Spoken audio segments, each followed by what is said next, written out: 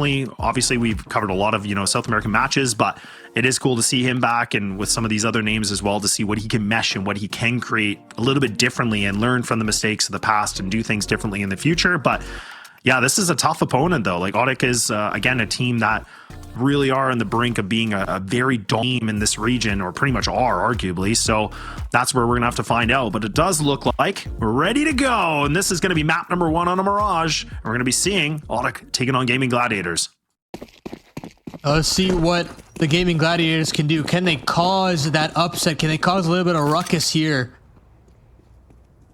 He's going to start on that offensive end, and I do like that the underdogs get to start on this offense. See what the game plan is right out the gates. What has Joda and Aki's set up here? It's just 4 players out into the middle of the map.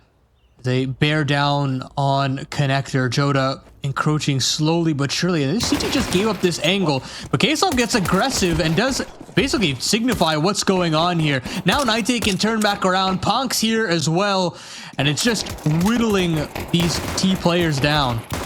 Yeah, this is just a massacre, isn't it? It's just really like this con control is decent, but really it just felt like ODDIK were in a full, bit of a trap card, and they put themselves all 5 players alive, multi-kills from pretty much across the, the board right now, so the money's just stacked up. That was really, really nice. Gaimin Gladiators, I mean, they tried to get a little bit aggressive. I mean, K-Sock's actually pushing down on the A ramp like that, catching that player off guard. I mean, that brought a lot of impact there too, because they were trying to crunch the A site right through mid and con and also ramp. So when you remove that variable, it definitely is going to make things a little bit more chaotic, but they take it with ease, Paladin, and they make it look very damn easy. And now with absolutely no headway into that A bomb site, no bomb plan, no kills really either, it's full Glocks across the board. A little bit of a cheerleader stack here on Underpass. I do admire that, and I admire the patience here from K-Sox, waiting for his teammate to swing alongside with him. Cold will find themselves a couple of ecos, and Punk will mop up the last on that MP9. So nearly clean sheet for the ODDIK crew, and Gaimin Gladiators now get the guns out straight away. And I think setting the tempo, understanding what's going on, it leaves this gun round with a lot of pressure on it here for Nekiz to see what the game plan exactly is. Yeah, 100%. This is where we talk a lot about what his IGLing is going to bring to the table and what they're going to be able to do. And this could really set the pace, right? I mean, it's early on. It's only round number 3. But again, it really does kind of create a lot of opportunity where this game could go. Punk's actually getting really aggressive once again. He might even get the timing, and indeed he will. And look at that. His teammate was with him, but now they're just going to backpedal. They don't need to overexert this. So Nem finding the opening duel like this, and now just playing the hard defense, this is troublesome right now here for Gaimin Gladiators. They are in a position of down to 4 players only, and this is not good at all. Yeah, it's very clear that ODDIK has a game plan with how they want to approach the CT side Mirage. Very aggressive in the early goings to get that opening pick and then play out the man advantage by scaling away. Deep smoke here from Woody, and he does peek right before it blooms, but either way, I think he's a dead man walking with how BSD was pre-firing that corner. So we equalize now at the 4s. And BSD decides to scale back. They'll leave Nekiz as a late lurk. I think they're considering just this B execution, and then with Nekiz with the ability to potentially cut off some rotations, some potency there. But K-Sox makes the rotation over, and Coldzera still jump spotting over Van. So there should still be a CT setup here that could be pretty dangerous. Yeah, and that smoke is actually going to make it even more troublesome too, because again, there's only 34 seconds and Cold's being loud as ever, but again, now they have to either, obey the smoke, or they have to go through this. They have to make a quick decision on it. Time is ticking away. Cold now going to play more of a cheeky angle, and his teammate close on by. That could be a little bit of a bait onto this. Depends if Cold wants to, but oh man, he overpeaks it. I think he spotted. But 14 seconds. The jig has got to be up. They have to get moving, and Cold still finds a kill. And now Natse might be able to just put the dagger into the back, and this round should be over. They just have to keep everybody alive, and that is going to be it. Case-Locks can't seem to find it. It's Joda that's able to get himself this triple, but it's going to mean absolutely nothing. The timing nearly there to get Joda after time, but this is one of the biggest issues that I have with Nekiz as a caller. He is extremely slow in his plans, and the actual execution of it 9 times out of 10 takes far too long to actually come to fruition. And you see that there. I mean, the preparation is there. You've got the 4 players in apartments, you've got the late lurk on catwalk, but they just take way too long to actually go through their apartments protocols, and you get the second rotation in, and there's no player to actually burst open. Nekiz never really gets an opportunity to get involved. So unfortunate for the Gaimin Gladiators, but that is a telltale sign and an issue that Nekiz has had as a caller. And to make matters worse, you're again sitting at the 5-on-4, you've lost your lurk, and you're trying to burst back into this B bomb site, but it's through a smoke right into Nite's open and lovely arms, and he racks up 3, and this is the wrong player that you want to get awake, Laz. Ain't that the truth? Honestly, great hole from Nite, able to find himself that triple. Like, he's just down to 14 HP, and he's already trapped. Like, everybody's just here in the back lines. They're just waiting for him. He has nowhere to go. And now you can see he's just trying to scramble a bit of a gunfight onto this.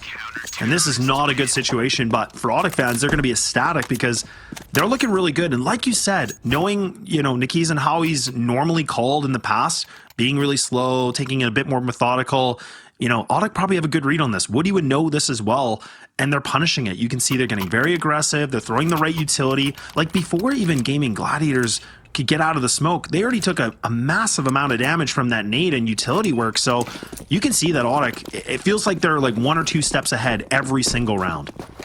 Yeah, and that's the benefit. Again, as I speak about, the floor of this team is much higher than your average South American team. When you've got a reliable leader in Woody, and you've got a reliable veteran player in coldzera, the ideas are flowing and the trades are looking good. coldzera finds that instant trade, and that's the go button to go into this A bomb site. Now gonna try to surge forward, and there's a real opportunity for Punk to find a trade, but he can't. Instead, it's Woody that's got to pick up the pieces. Brings it down to the 2-on-3 as the bomb hits the dirt. But this is going to be a difficult one as they got to clear out this mid lurk and burst into that A bomb site. Yeah, this is all about timing, though. Cold, he does have his suspicions, but Nekiz might be able to get the timing, and he actually lets him cross through. So he might be able to get himself in a decent position. You can see still slowly just making the pressure onto this. So he's going to be the player to watch this. Easy kill for him. And now it just leaves down to Woody in a tough position, a 1-on-3, and you got the op. I mean, really, it just almost feels like you might as well just try to keep the gun if possible. And I think he's going to be able to do that successfully. There we go. Gaimin Gladiators are going to be able to get themselves, removing the goose egg, they're finally going to be able to get themselves a first round on the board. And you got to give it up. I mean, that was the opening from SHZ, really just kind of barreling in, you know, going for that fight onto stairs. He was able to just create a bit of openings. And you can see that Ponk wasn't really prepared for it. It kind of felt like his angle was anticipating it, but the timing was good. So Gaimin Gladiators kind of, you know, not playing slow and putting a little bit more pressure on it. It actually works out for them. Yeah, I like the simplicity of that round, right? You're speeding up the tempo after seeing the re-clear from ODDIK in the mid-round there, or the early-ish mid-round there on the mid-re-clear. And as soon as they see coldzera dueling, that means they know that there's a heavy bit of resource being dumped into that part of the map. Let's just execute, and let's go into that A bomb site. As soon as they find Punk, the dominoes fall, but Woody's going to still be relentless here on his mid approach, finds Nekiz, and Punk is still doing work on the back of the ticket booth, and they're going to continue to just try to go through these smokes, and they've just been met with bullets after bullets. It doesn't feel like these contact plays are catching ODDIK off guard whatsoever.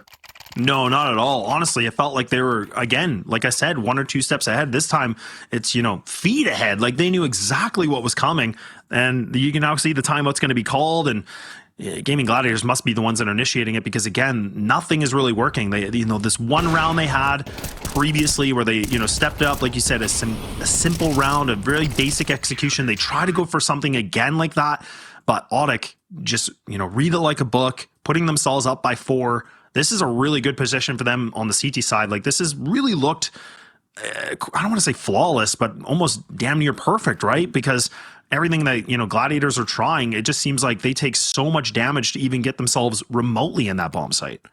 Yeah, absolutely. And I mean, the difference between this round and the previous round is you can't call that A play when Woody's the only guy that's out in middle trying to deal with that position. You had coldzera, Woody, and I believe Nite involved in the chaos of mid 2 rounds ago. And that is the key difference, is it's just Ponk on stairs. So there's clearly not enough attention to detail here from the Gaimin Gladiators thus far, and they're gonna have to find a way to get past the fact that they don't have those details. They don't have everything ironed out because they've not played this map at all in the last 3 months, let alone even further back. So again, mid control the name of the game here. They're going to slow the pace of the round down, hoping that that mid re-clear comes again. But this is the round that ODDIK decides to scale back.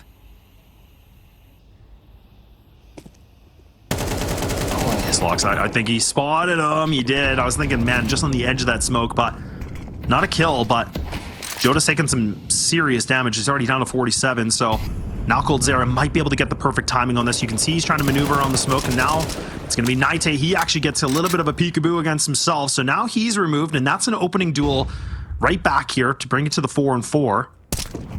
Or actually, 5-on-4, just kidding. I just don't know how to do math. But either way, a good position right now for the Gladiators, but again, they have to be able to find themselves a little bit more than that, but that's not going to help when Caselocks is able to find himself a double. That's the just bomb. Like that. I don't know what is going on, and that is the bomb.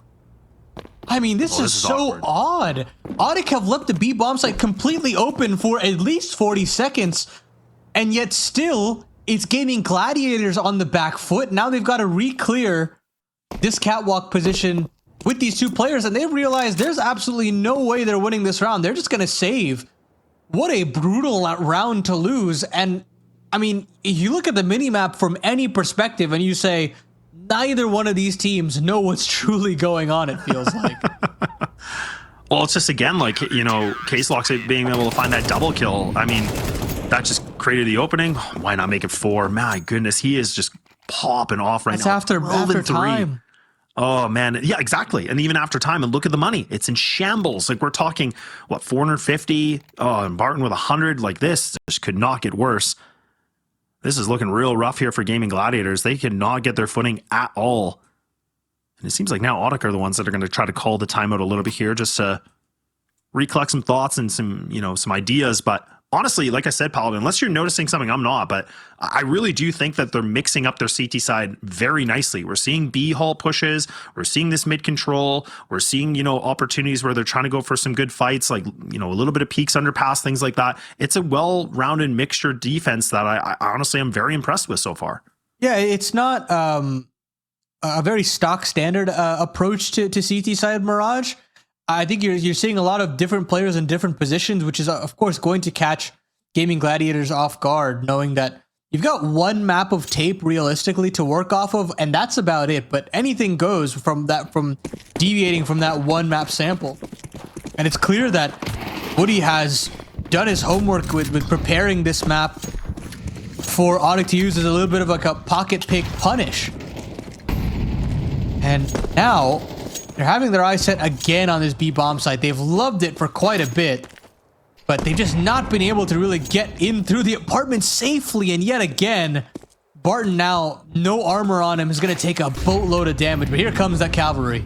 Yeah, they're just going to jump through this. They're just going to try to be the sacrificial lamb here, Barton. And he goes down, but at least it's a trade back. Now Naite just kind of posted up on the smoke. Woody, easy kill, and now they're just lining into all the crossfires here. This is just looking problematic, and Jota's able to get himself this one kill, but all be for nothing as he's down to 6 HP, and he's got 3-8 players to go against, and this is not a good situation. He's got lots of time that he could work with, but look at, they're about to surround him. There's so many different angles, and it's going to be done and dusted. A 7-1 already. Boy, oh boy, this is looking worse for worse here for Gaimin Gladiators. I mean, I know that was a bit of a mixed buy, but even this kind of, you know, money situation is a little bit more awkward, and they could go for Gleals and some utility, but I feel like it's not grasping at the bottom of the barrel, but man, oh man, it feels like it's close. Yeah, and then that's the big worry to me is what do you consider a win con in this situation? More kills? More map control? I mean, I could list a number of things off as to what those win conditions could be, because I can't really give you an answer as of right now. Caselocks looking for something early, but he doesn't necessarily need to. It feels like these mid reclears have been so efficient. The way they've been able to hold on a catwalk and connector have been sublime. And Caselocks spots a little bit of shoulder, so he'll smoke deep and he'll hold on a con control to slow the pace of this round again. And look at these nades, man. They've just been pristine with their precision. They really have, and I'm glad you bring that up because that honestly feels like out of the 9 rounds, probably like 7 or 8 times, like this utility just lands. That's an opener from BSD, not bad at all. He gets a nice shot here on the edge of the smoke, so that, again, is creating a little bit of an opening, but is it enough? The smoke going to get thrown here for Palace, but it's actually a little bit of a gap. I mean, SSH might be able to play through this, and indeed he will. He's dropped underneath. Can he get the timing? Not bad at all, so now they've been able to find themselves another kill, making this a little bit more uncomfortable here for ODDIK, and they got 2 players alive. They might even just kind of save these guns, honestly, because the money's not the greatest on some of these players. It's not bad overall, but yeah, indeed they will. It's going to be a hunt, though, from Gaimin Gladiators. They don't want any saves whatsoever.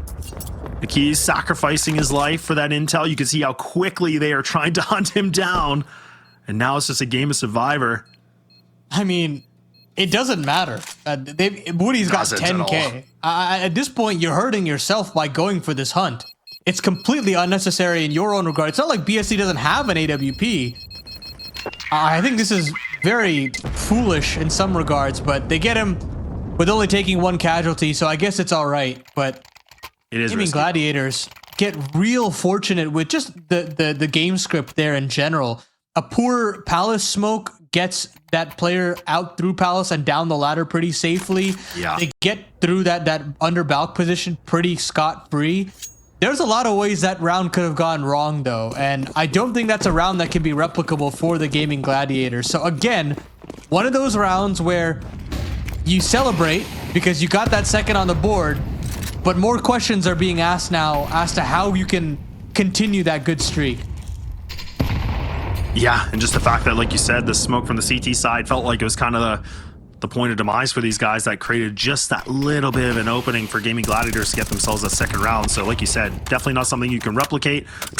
Like right there, Nite's just spamming him away, pops open the smoke, insult to injury, why not? And now, the thing that we noticed for Gaimin Gladiators are the 2 rounds is that the rounds they've won is when they actually win the opening duel for the most part. When they get that initial duel, it's been decent for them. It hasn't been, you know, perfect, but that's what's kind of created them a little bit more of that confidence to get themselves back into it. But now that they lost the first opening duel, does that change things? Does it write the script here for ODDIK to be able to find themselves this 8th round? And you can see the double player onto ramp.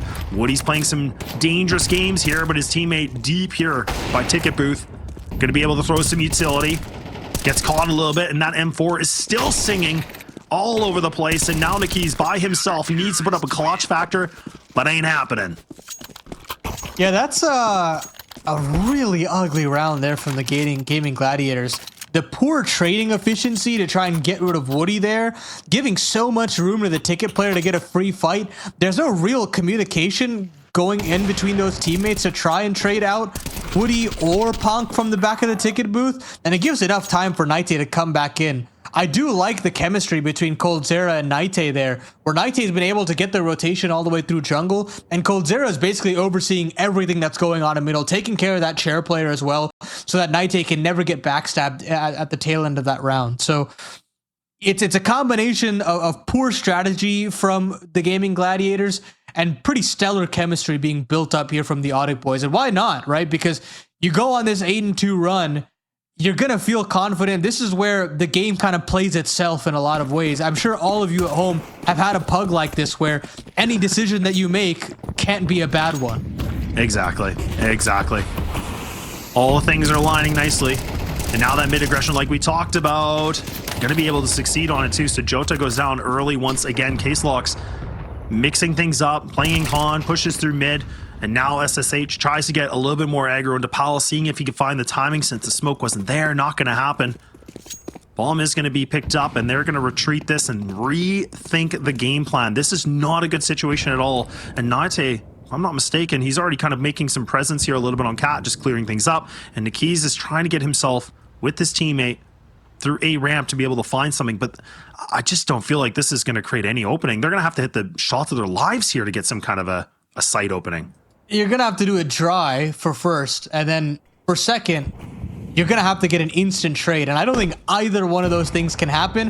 When one, you're getting naded to smithereens, and you got a T Molotov in your face, and now they're split apart because of that Molotov. And now Yes, he's gonna have to make the silent drop again, and yeah, they're gonna have to make some noise here, and they're gonna have to hope these flashes are absolute poppers. So BSD does get some safe sanctuary with that flashbang, but you've still got this crossfire to deal with. That's a nice shot, though. That gives finds one, but No. they're gonna have to pull away. Barton's got quite a bit of room on B, but they've got to hightail it all the way over, and I think that early warning sign of both Naite and K-Sox have got to kick in eventually, but they're not budging whatsoever. Finally, the penny drops, and it's going to be Naite in through that B bomb site that's going to have to put in some significant work here. Yeah, this is a strong position for him to be in. Oh, that smoke might have given it away, but he only gets the one kill. Oh, I can't believe it. He just needed to keep his gun out. I thought he would have been able to find at least that double kill. Oh man, he tries to extinguish the Molotov, but it just falls apart. And good reaction from ODDIK, just, you know, considering they lost a lot of control in that B site. And I thought, honestly, that could have been a bit of an opening potentially in that market play that we saw. But unfortunately for Barton, he couldn't find more than that one. But 9-2, the last round of the first half we go. And boy, oh boy, Paladin, do we see some double digits here or not? I think we do, and unfortunately for Gaimin Gladiators, even in that situation where you got to commend Barton for finding a bit of an opening, it's just unfortunate. That's just pure unlucky situations where you don't have a read on the cat situation whatsoever. Naite's the apartments player. If he's not there, he shouldn't be anywhere. He should be on the A site. But that's not to be, and now Coldzera is getting frisky here on the side of the catwalk. Smokey finds one before he goes down, but the man advantage is still retained, and K-Sox still is oozing with confidence here. The spray is a little awry, though. They still do have that man advantage because of Naite pushing in through the apartments. They've got eyes on Joda as well, and Woody will just finish him off with the 5-7. Why not? Oh, Barton man. left up in this one, and he's had a hell of a difficult map. It's 10-2 for ODDIK.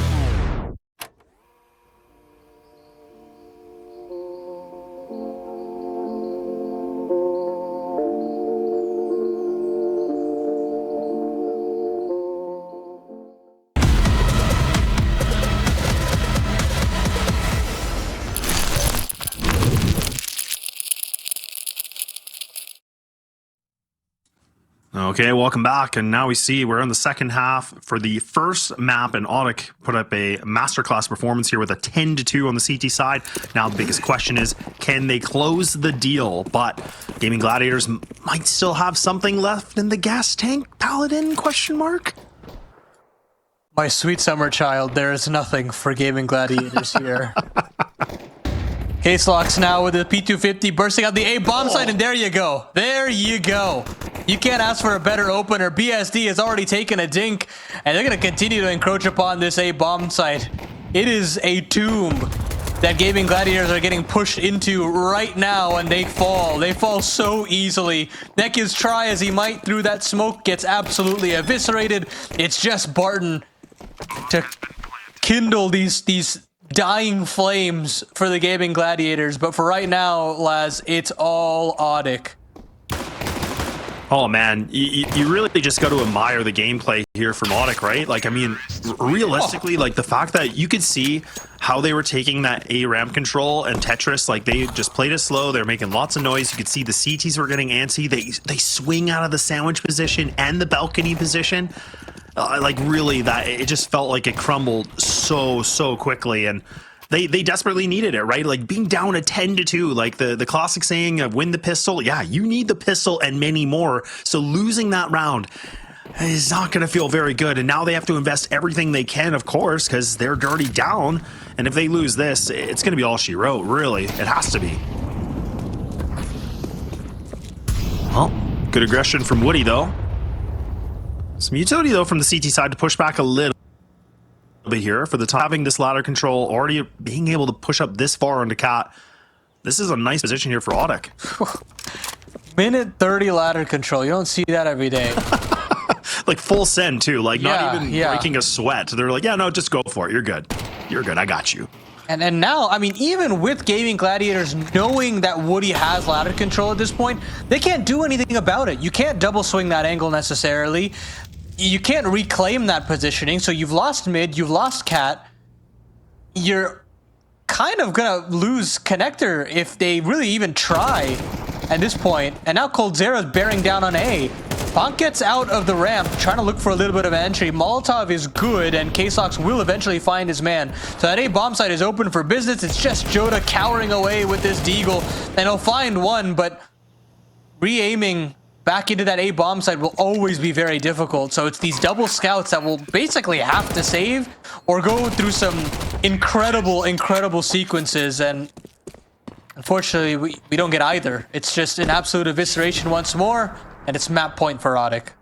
It is, yeah, and let's not forget that, you know, Gaimin Gladiators, they were the ones that were kind of going for this this pick. We were kind of wondering what they were cooking up, but it looks like it's a cold meal. It's not looking good because now they're going to need 10 rounds in a row. They have to play perfect Counter-Strike to get themselves into a conversation, or well, obviously getting to overtime, but just the way we've been seeing this, the way that ODDIK been performing, I can't see it happening. And now, you know, really scraping the barrel with the MP9s, the FAMASs, limited utility. It's not looking like a good sight here, and even Nate being able to find not 2, but 3 kills, that's going to make it a whole lot better here for ODDIK. Let's push mid and trade out this one guy, guys. We can do it. Not if it's Nate. Yeah, he's 16-8 by round 15. Arcadia player to watch is certainly one to keep your eyes on as far as Mirage is concerned. Joda and Nekiz trying desperately to cling on to some level of confidence for this team, but it's not necessarily going to matter. Just a few moments. Smoke fades. Arm spotted. Nekiz should have been dealt with, but not necessarily. He's got bomb control here. And Nate takes significant damage, and they still don't know about Joda as that secret snake in the grass. So still an opportunity here for them to turn it around, but ahead now definitely spotted by Nate. And there's Punk to confirm it. GG, 13-2 here for ODDIK. The permaban punish pick for Gaimin Gladiators turns very sour very quickly.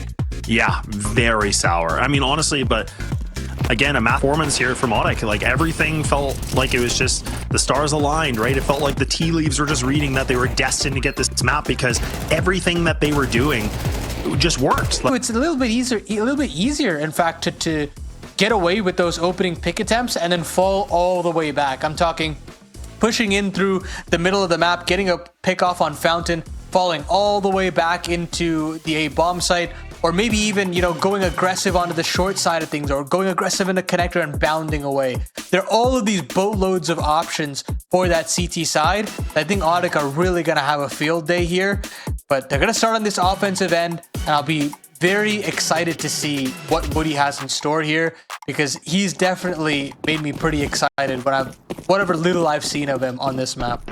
Yeah, exactly. And honestly, I've always been impressed with the way he's been able to, you know, call and the in-game experience that he brings to the table. So that's something I'm always impressed to see. But again, all the eyes are going to be here for the CT side of Gaimin Gladiators to get themselves some rounds and to be able to put themselves in a bit more of a buffer when we get to that second half.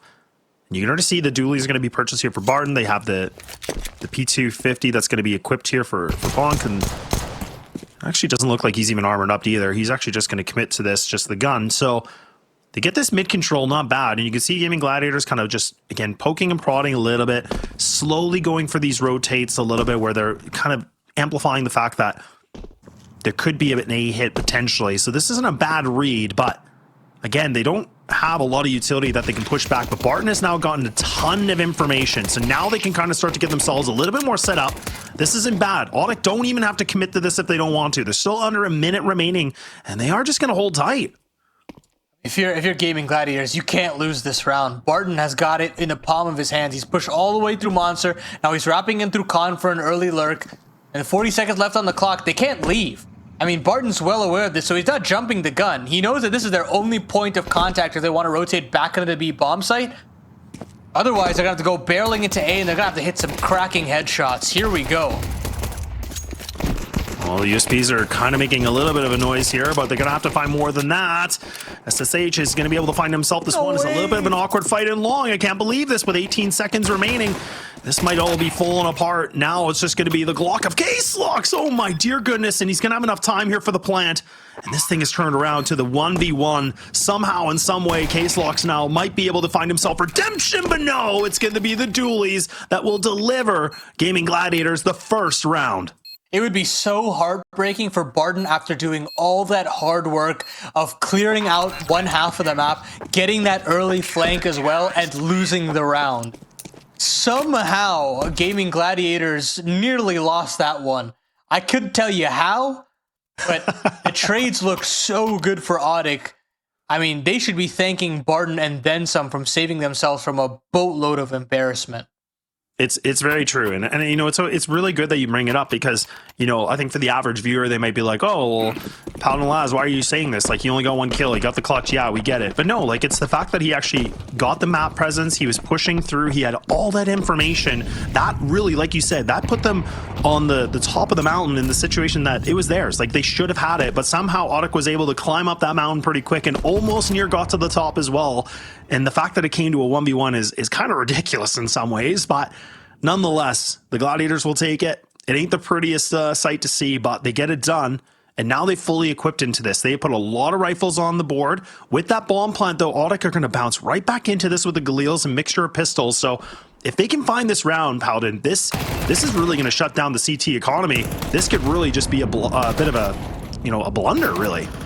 Good swing out there from BSD early, and he's still being an absolute nuisance here. Flash is good from a teammate, but the trade's even better for the ODDIK side. coldzera trying to scale back in and push Joda off the angle, and he can't necessarily do that. Punk, meanwhile, trying to hold on to his positioning on the B-bomb site, and can't do that either. So the rifles have all hit the dirt, and it's up to these pistols from coldzera and Woody to try and pull this one back. 40 seconds left on the clock. Swing back over. He can't connect that headshot on the neck. Whoa, that bullet right next to the ears of the in-game leader. Woody's now got himself a Galil, so an opportunity here at a equalizing trade, and doesn't necessarily happen. coldzera, though, with the Deagle headshot silences this Gaimin Gladiators defense a little bit, but he can't ever predict that Joda's still on long side, and Gaimin Gladiators will quell the force buy. Yeah, that's honestly, like, despite, you know, the force investment onto that from ODDIK, like, I don't even mind it, because they still were able to get 3 kills. It is going to damage that economy a little bit here for the CT side, or at least keep it really low, right? It's not allowing them to just kind of buffer up the bank. It still is a pretty costly round in some regard, but You could see there was a bit of an awkward fight towards washroom. They really didn't, get those trades properly. You could see that, Gaimin Gladiators were trying to get the pop flashes for the swings, but ODDIK again make it very challenging, and they made it almost a convincing conversation that they were going to be able to get that round, but it doesn't go their way. So Gladiators have now put themselves in a 2-round lead, with something we haven't not been able to say at all in this series, but with that, 3 casualties, they are still able to get these rifles. They have to kind of put BSD back on the MP9 just to keep that cash float for the op. But it's going to be Deagles afloat here for ODDIK with the Tech 9. So is Woody going to be maybe the first player of contact? Is he going to be the one that kind of takes the charge and just be the entry? I guess we'll find out. Well, there's still definitely some potency with these pistols at long ranges. Never count out the Deagles. But maybe you can count them out in this round. Couple kills for Barton and BSD. And no real space being given on over from ODDIK. Or sorry, from the Gaimin Gladiator side. It's long ranges, it still favor the rifles all in all. Nobody really jumping the gun, giving way too much space. I say that BSD does drop a rifle, but it should be no harm, no foul. It's the MP9, the sole MP9 in the round. So you're not really giving up too much in that sense. Yeah, now they're just really hoping that someone's going to overswing onto long here, so those Deagles can maybe find a little bit of a connection. Both of them just posted up, hoping that SHZ is going to actually go for the swing. He's actually going to play this very nicely, just kind of, again, just checking the angles, just making sure. And really for Cold and Nate, I mean, there isn't a whole lot to work with. Yeah, you can already see a little bit of damage getting inflicted, but now should be an easy cleanup, and indeed it is. So this defense is starting to look defendable here, Paladin. It's starting to look like it does have some merits to it, and it does have some prongs, but we'll see how long those prongs can be. But guns are back out here for ODDIK. They're going to have the AKs equipped, ready to go. This will be a bit of a telling round now to see, can the pace change? Can Gaimin Gladiators continue on their winning ways, or does ODDIK, pull the rug under them, so to speak?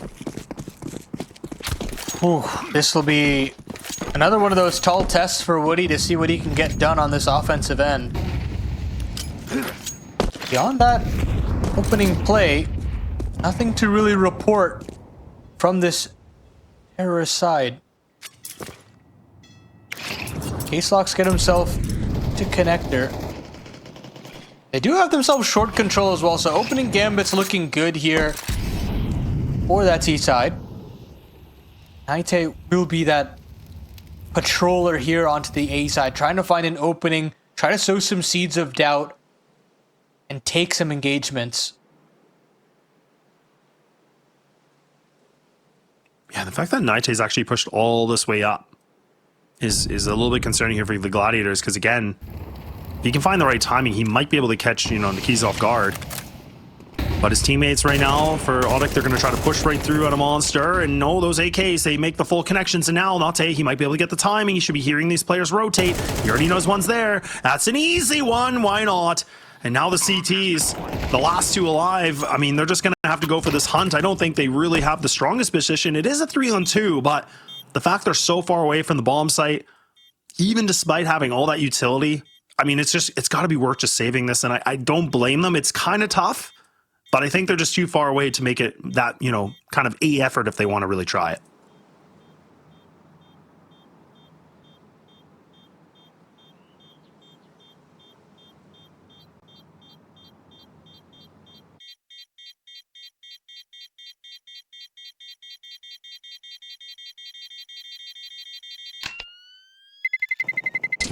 Terrorists win. Okay.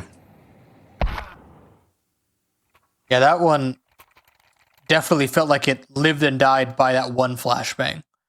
I don't know if it was necessarily a T-sided flash or a CT-sided flash.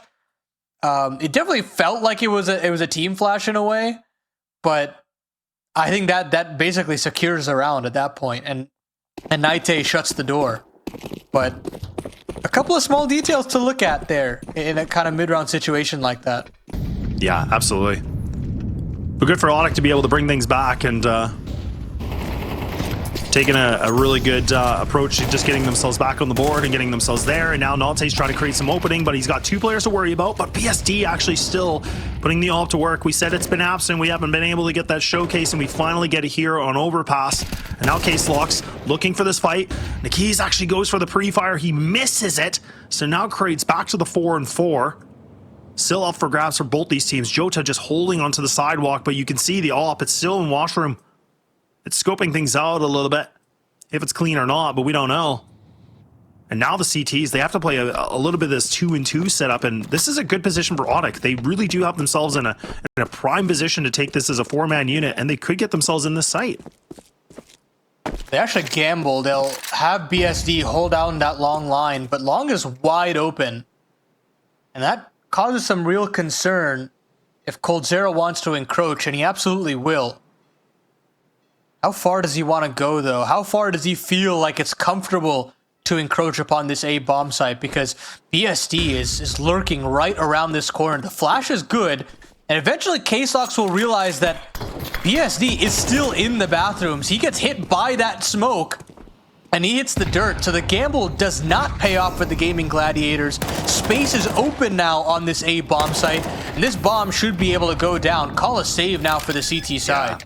Exactly. I was just thinking the exact same thing. Like, look, you know, I talked about it's a tough situation when you have to be on the CT side, but, you know, having these guns and kind of being in the disadvantage of the positions they were in, they have to save these guns. It's just not worth it. The money is so low here for both their teammates. They're in the grave right now, so they have to just kind of preserve as much as they can. It's a tough one, and that's the thing about the CT side, right? That's where it can be so unforgiving, and that's where you're playing the money game, and you have to think the long-term plan. But huge from ODDIK to be able to bounce, you know, 2 rounds in a row now with the only 1 casualty. That's going to be really, really nice for them. Just, again, keep that money afloat.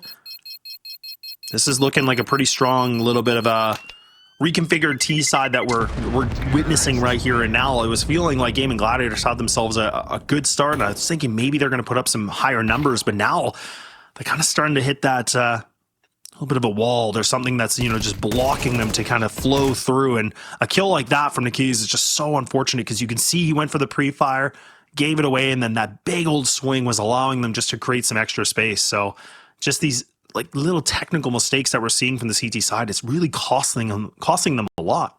I mean, you think about the ramifications of losing connector, right? It pushes BSD all the way back to the top of bathrooms in that situation. It leaves long open. They've got to make a big gamble in terms of that 3rd rotation downstairs. And it leaves BSD empty-handed. It's like, yes, Maxi probably gets 1 kill, but he's taking a huge risk giving up such a key part of the map and also limiting himself to a potential singular kill rather than a multi. So that kill from K-Slox was absolutely paramount. And now you've got a real opportunity here if you're Woody and crew to equalize and potentially ice them out economically as well. Yeah, some good mid control coming through here from ODDIK. Again, just clearing up a lot of angles here with the utility, but you can see that Gaimin Gladiators actually put Jota here towards long tree, so he's actually going to allow BSD to kind of be the first point of contact. Then he might go for the swing, a little bait and switch potentially. But look, it's like ODDIK's not even entertaining this idea, so this is a little bit of a worrying piece, just considering the plan of attack seems to be towards this B site. Nalte's just trying to create as much noise as he can, lurking around, trying to find just somebody. They seem committed to this Paladin, and now Barton's actually going to push towards Monster even closer now. Together, him and his teammate on the left and the right. Looking for that combination if possible. But this utility being burned this early, this will not last that long. They still have enough time to go to. The problem is Jota's pushed all the way through bathrooms. He's cleared out long as well, which allows for that 3rd rotation to come back into the B bomb site. BSD will keep jump spotting, but this will be a tough nut to crack for ODDIK. You've got 2 players hold up here onto the top of Monster. If these kills go their way, maybe they've got a shot. Yeah, and that's not going to help. The fact that he went for the swing, so now look how easily they just find this 1-2. Like, I was thinking this was a perfect setup here from the CT side. I thought this was going to be good, but again, over antsy and over swinging has cost them in this kind of a situation. Maybe not, unless the CT can be able to find a BSD. He cannot. Instead, he's a dead man, leaving it all down to Jota by himself. for the 1-on-3 with 46 HP, no utility left. No defuse kit, and he's gotta go. Like, he's just gonna have to save this out. He realizes, look, like, I don't have the space, I don't have the opportunity to find a quick kill. I have to give this up, and we're right back into a tie game. I mean, you even have the 4th rotation. Unfortunate for Gaimin Gladiators there, because that's the best opportunity you're gonna get at holding the B bomb site.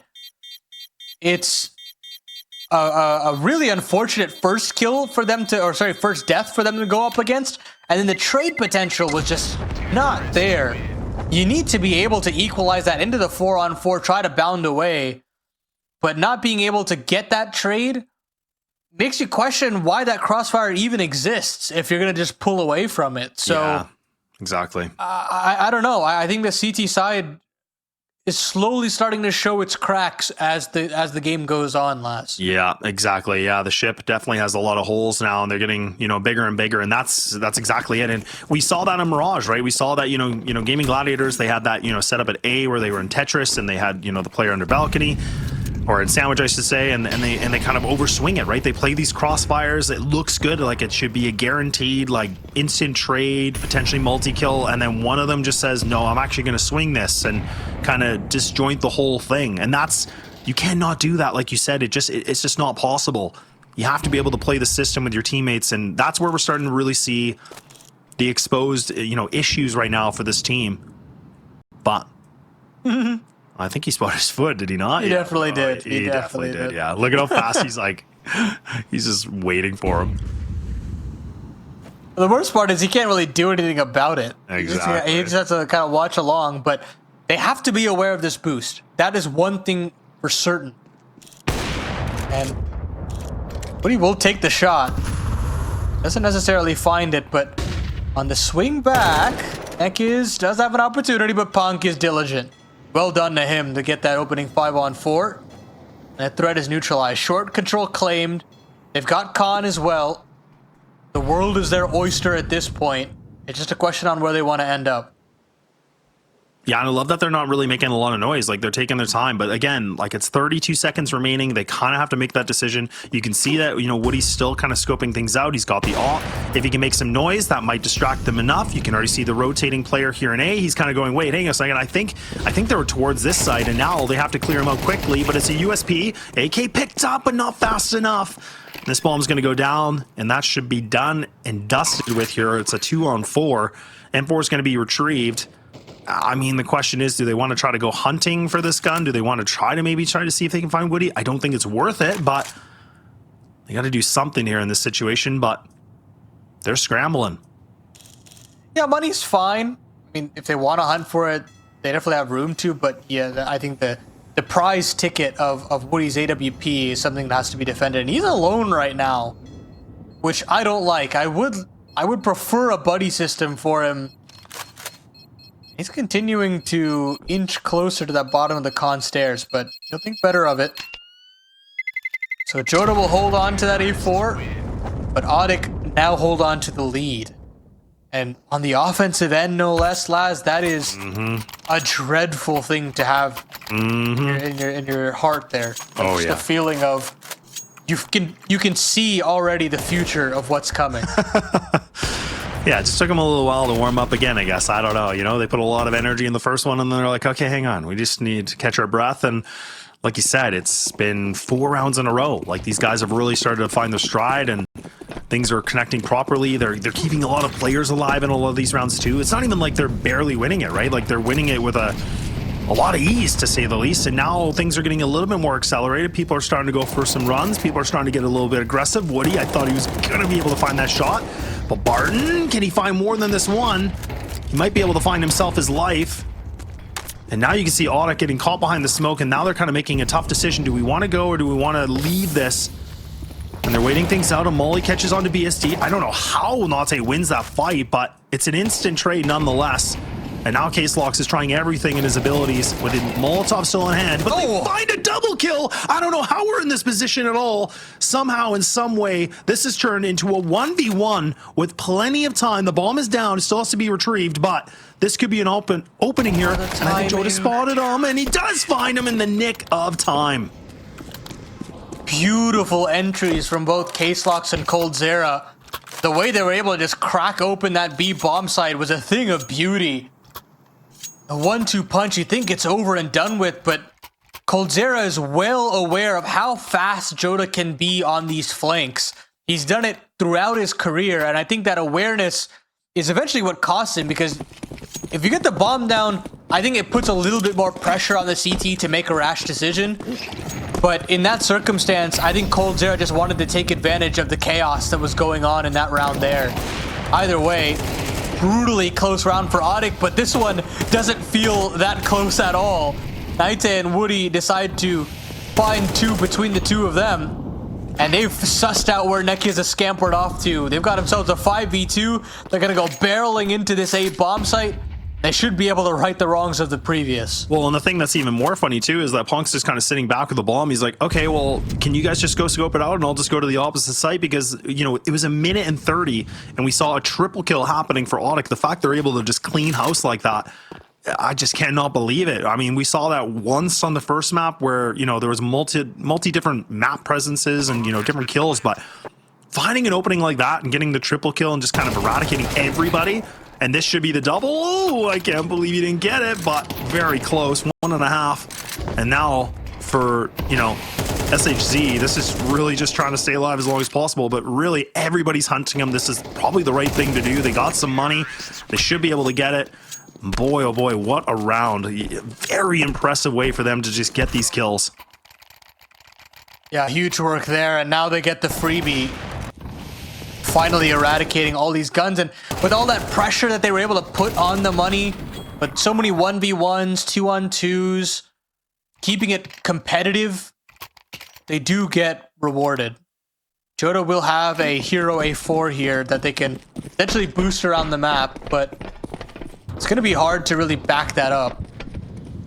5 already just marvelous for ODDIK. 6 would be even better. And the chance at 7 or 8 is magnificent. It really is. It just feels like they're in the best position right now because honestly, the more rounds they get, like you said, the better and better it's going to be feeling on that CT side. But even if they end this with, you know, them only having the 5, like it's still not the worst case scenario. But nonetheless, they're definitely going to be having a bit of a smile on their face that they've gotten themselves this far on the T side. And now Punk does catch Niki's, but he's actually going to fall back on this. He's not going to re-aggress. Triple player stack here from the CTs and B, just leaving it on to BSD by himself with that M4 in hand. He's going to be the lone ranger here to cut through the cracks. And now Niki's actually gives us a little bit of a highlight. He finds that double. And now the T's, a little bit of a labored attempt onto this. And now this is becoming a little bit of an issue. I didn't think we'd be in this spot. And now Barton's taking some big damage. So putting a little bit more reliance here for BSD to be able to find something. And now Woody should be able to get this kill, and indeed he will. But now BSD. Oh, whoa. The timing for Caselox. No, no, no. Not like this. No way is he going to be able to find a timing like this. Oh, but they're all already facing, assuming that this play is going to come through. And they're actually going to abscond back to the A bomb side. This is a huge call here from Woody. I mean, the smoke to stall out the rotation.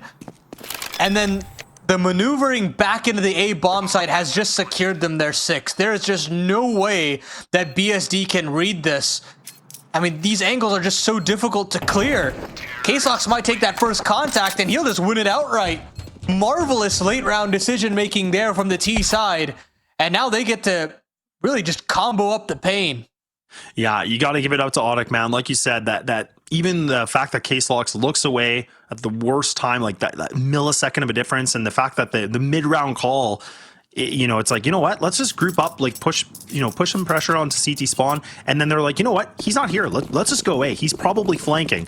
And like you said, that was a perfect IQ play. That was really, really well thought out. And that's kind of again the difference we talk about with a team like this that is very experienced and they have a good chemistry together.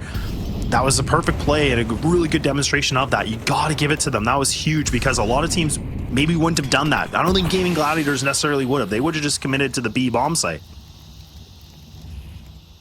Yeah, absolutely. And now, ooh, it did feel like Woody was getting a little too cavalier with how he wanted to approach the long position, but isn't punished for it. It said Naite will get a boatload of map control to the front of bathrooms. And now Woody will continue his encroachment all the way up to that corner. Now, I mean, they can continue to just walk all the way up here. One opening, and this will also just continue to just fall all apart. Joda will go into the smoke, but that does leave Nekia's completely underhanded. Joda's playing for the round here.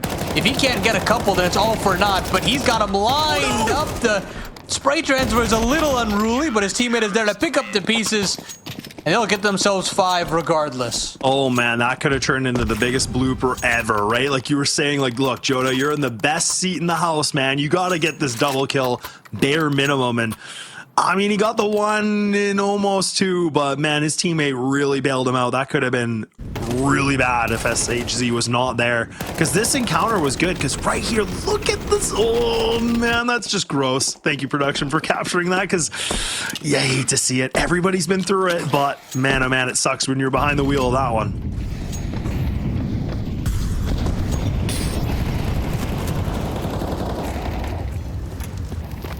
Now, a last hurrah for ODDIK, and a necessity for the Gaimin Gladiators. Feels like you can't necessarily win with just 5 rounds on your CT side, and Barton starts the proceeding off with a beautiful double. That flash hits SHG square in the face, and Bolzera will up the ante with one more of his own. Falling into Toxic Barrel, BSD has an opportunity to ice this one out, and Nekia certainly does as well. Nice off angle there to find one more. Leaves it all up to the captain. Hasn't really been called upon in this series, but this one would be a great feather on his cap. A swing in from BSD though, closes it out, and we stay even at 6s.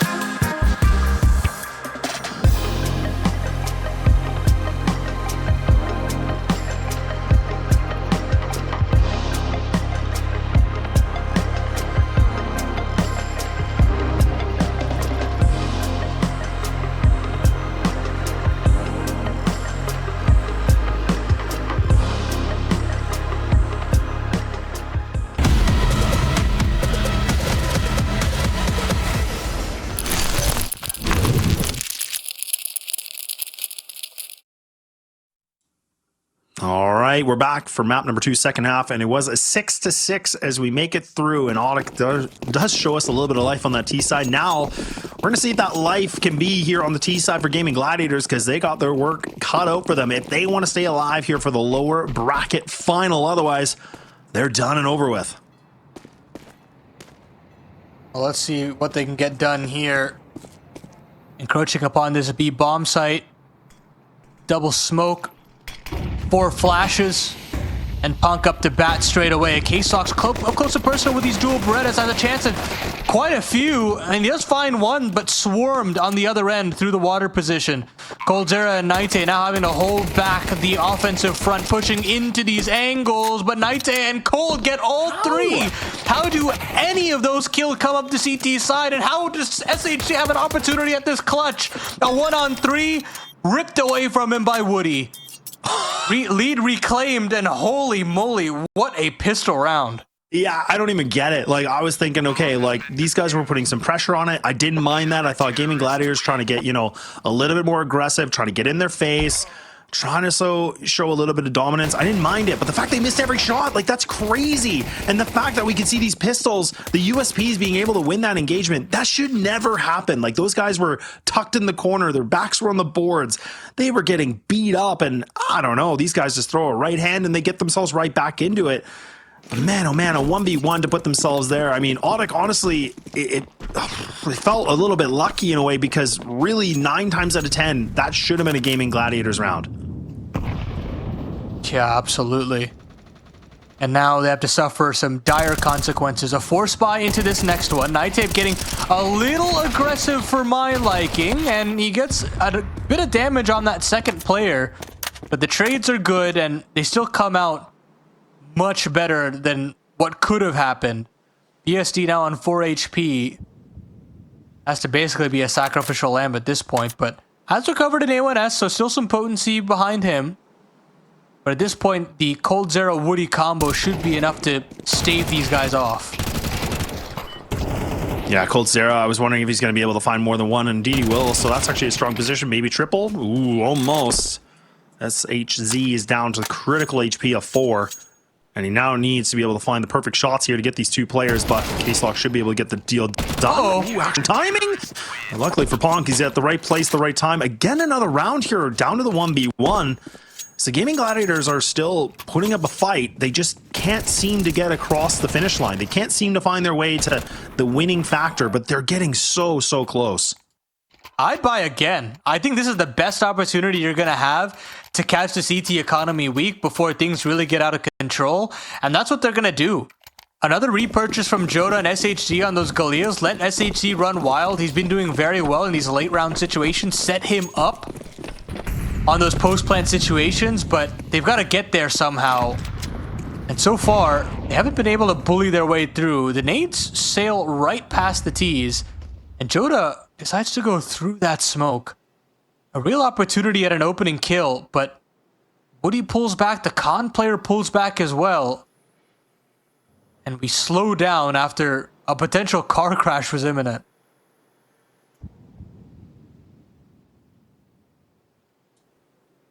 Yeah, the fact that Woody's still kind of in this position and nobody's really contested him, that's one thing. How did they get away with 2 like that?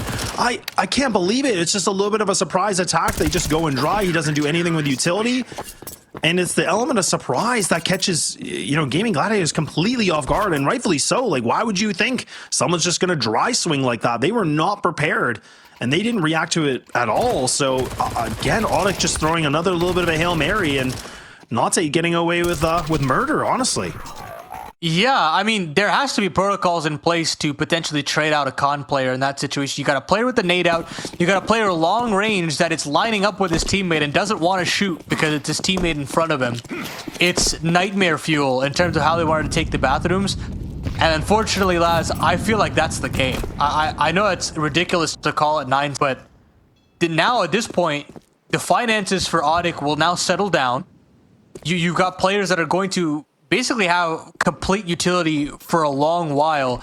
It really all comes down to what do Gaimin Gladiators have in round number 17, because this one, they're going to be hampered, and the following, I mean, it's going to be a maxed out cash for the CT side situation as well.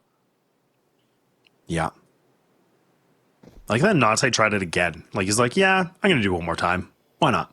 Ooh, hold on. Woody, turn. Oh, no, just a little too late. Nice pickup, though, from the Keys. That's going to be a good one. Good start. So now they're going to try maybe even this 3-2 split, potentially. Oh, okay, that's a little nasty. Nice little bit of a rebound shot here. So just a little Tamburino. This is still not looking great. I was thinking maybe they're going to go a little bit quicker on this to get some map presence. Indeed, they won't. Now, Nate once again is just trying to be that pest, and he does get himself that kill with that 11 HP. Maybe a second one he will not, but man, oh man, again, 49 damage that he's able to inflict. Joda couldn't believe it. He was like, how in the hell am I being still fought on with? Finally deals with him. He deals with coldzera as well. It's all up to K-Slox and Ponk here on the back of the A bomb side. They find two between the two of them. Neki is now left up in a one-on-one. 15 seconds left on the clock. All the pressure on the T player to get the bomb, get it down as well. K-Slox doesn't have to move an inch, and Neki's comes right to him. It comes down to a 1v1. Real close once again, but close will not cut it here. That was lower honestly bracket final. That was so beautiful, though. Honestly, you got to give it up to K-Slox the way he played that. Like, again, they knew his position was there. The fact that he just kind of quickly went to stairs, did not peek, did not even jiggle for information. He was just waiting, like you said, and the keys just fell right into the mousetrap. He smelt the cheese and he went for it, and his neck just snapped. And I mean, beautiful work, good movement here from K-Slox, putting himself at a 17-10. He's really just trying to go for that, you know, MVP of this best of three so far. Now a little bit of a double stack here. BST, oh, they got spotted. The barrel's there. That should be an easy kill. Actually, damage inflicted for both these parties. BST still alive. What? I'll tell you, this is weird. This is awkward. What is going on? Eesh. Cold somehow finds one, but they're going to go bounding into this A bomb site. K-Slox can't really join in, and that smoke doesn't even extinguish it. Hello. Counter-Strike. Either way, K-Slox still gets into the bomb site, but Nekiz has gotten all the way up to the flower beds that there was just no preparation there. And this should be round over. That nade should seal coldzera's fate.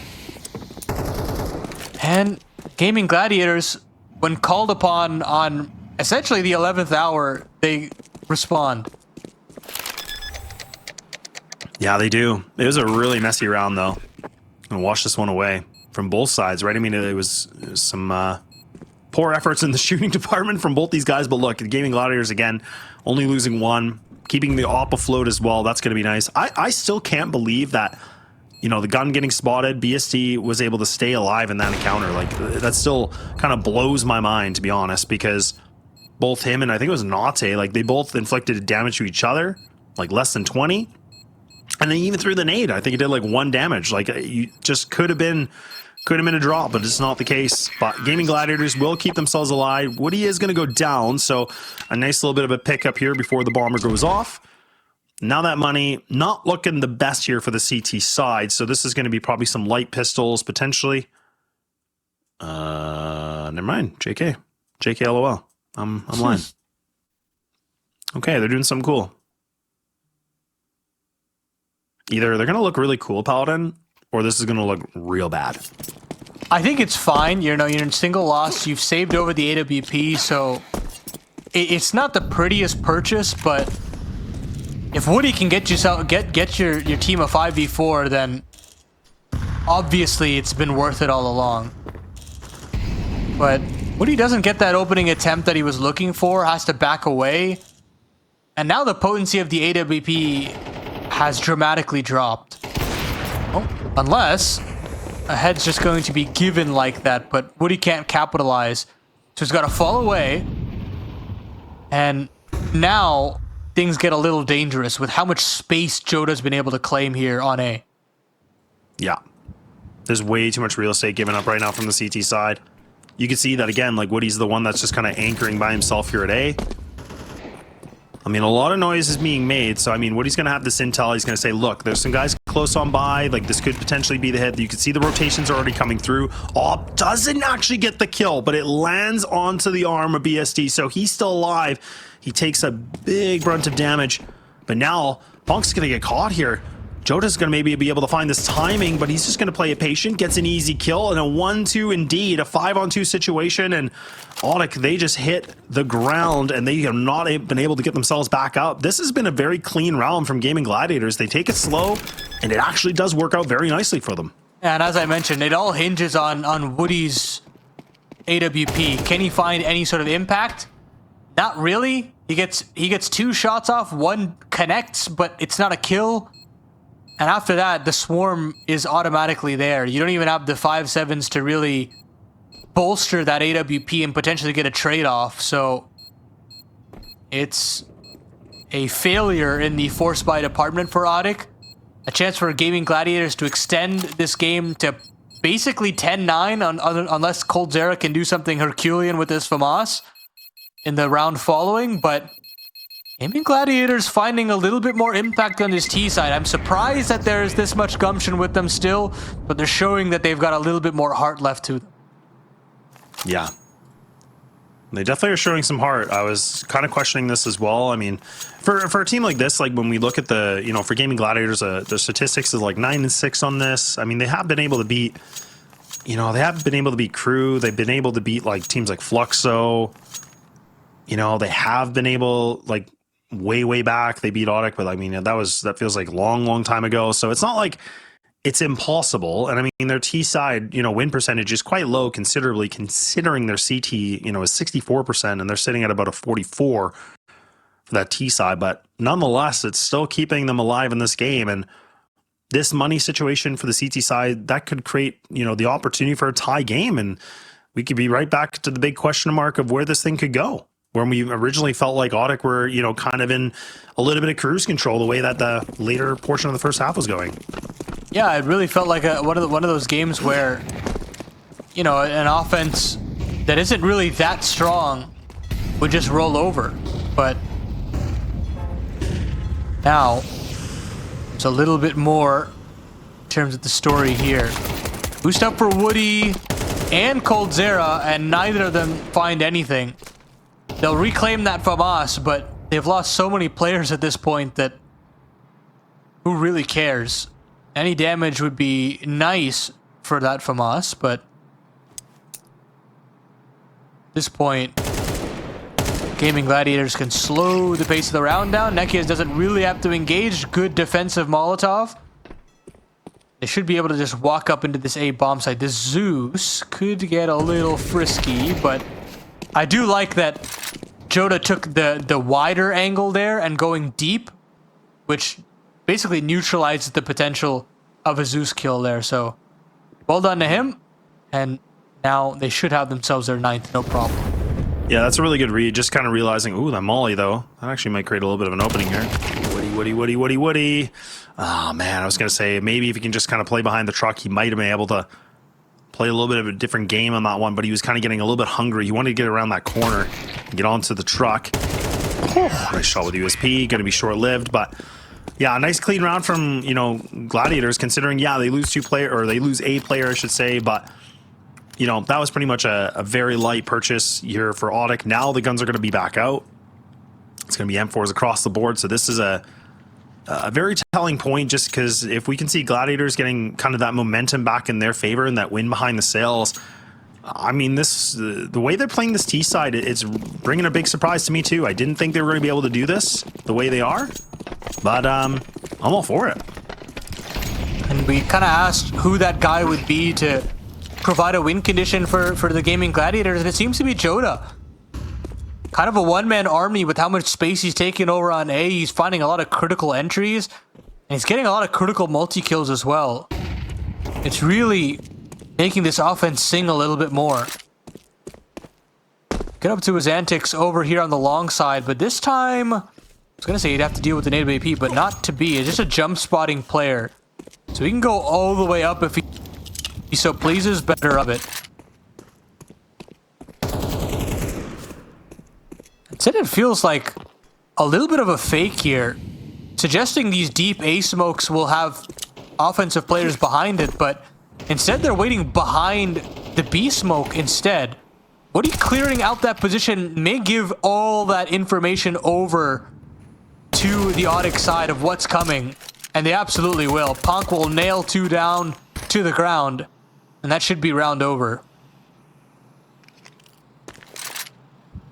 Yeah, really good work from Punk. The fact that he's able to find that double kill. Now that extra smoke is just going to really bombard the game plan here. So now they're not really going to be able to have the time to pop through Monster. They're going to have to kind of wait things out, or they might just want to save this too, because again, you got the op, you have quite a bit of utility that's available, but it kind of looks like they might even try to entertain the idea. They're going to go for the pop flash.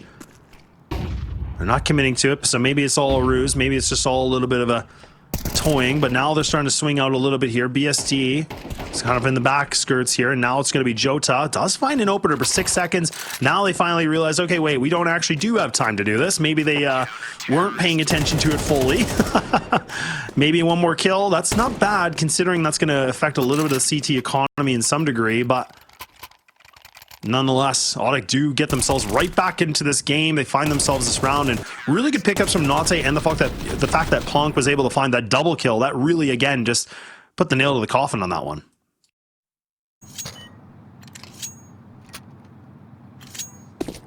And now, Gaimin Gladiators, luckily with how clean they've been able to win these rounds, have every opportunity to stay involved in this game.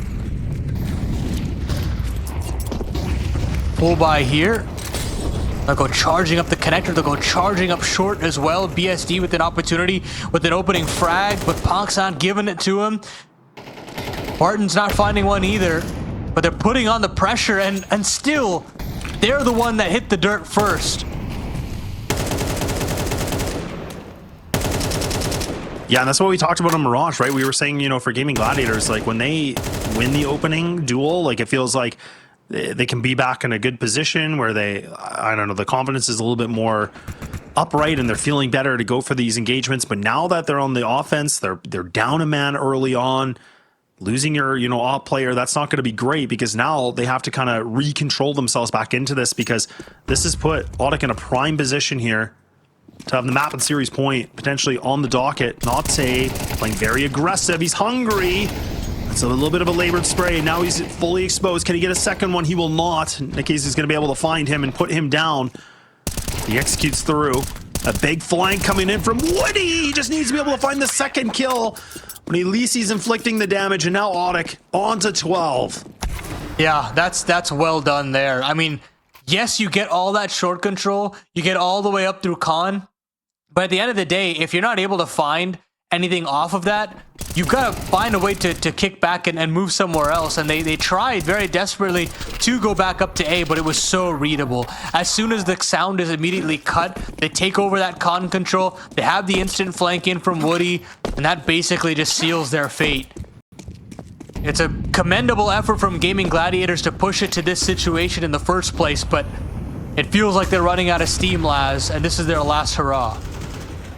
Yeah, it is you know, we talked about the do or die, and this is it. They have to be able to find these 3 rounds to push the overtime, and then again, even when we get to overtime, if that's the case, it is all about pushing to a third map. It's not even like, you know, closing out the series, whereas right now ODDIK, they're in the prime position to have this thing moving on for them, and then they go to the Constellation Final, and then that means, you know, they can maybe get themselves, you know, the winners. Who knows?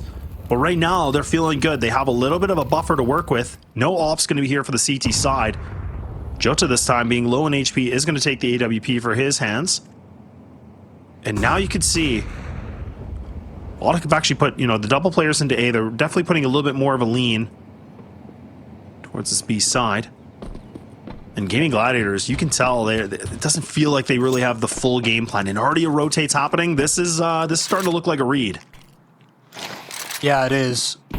Because they've got short control. They know that there's nobody over on the B bomb side. You can call the 3-player rotation over here. Molly does flush coldzera out, but now he can stand and fight, and that's what he does best. Although, there's just flames all over that A bomb side, all over that truck side as well. And nobody is able to find any sort of damage off that side of the map. And now in this 2-on-4, what do? I think you just have to call a save.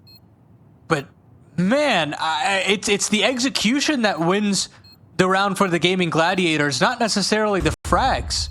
Exactly. It was the utility, right? It just allowed them to get that extra little bit of space. The mollies were very nicely placed. Again, just kind of made it very crunchy here for the CT side. But I agree with you. Like, it's just the execution that works. And I was kind of, really questioning it because they were taking it slow, kind of playing that old style that I was like, I don't know if I'm there, man. Like, I don't know if this is going to work. And I mean, thankfully, the flashes and the mollies just landed perfectly. Like, coldzera went for a massive swing on his own. He only got the one kill because he kind of had to, right? Because there was a molly behind Dice. So, look, they get themselves back into 10. And the money is, again, coldzera sitting at, about 4. He is going to commit to this. So, CTs are just going to force up. They're going to try to work with what they can. They want to be done. They're going to even have the timeout here just, again, to kind of have a little bit of a pep talk to figure out what they want to do differently. But do we see this aggression, what we saw like a Mirage? Do we see them actually try to go like balls to the walls, try something, a little bit different, a little unorthodox, or do we just kind of go back to the old faithful, I guess?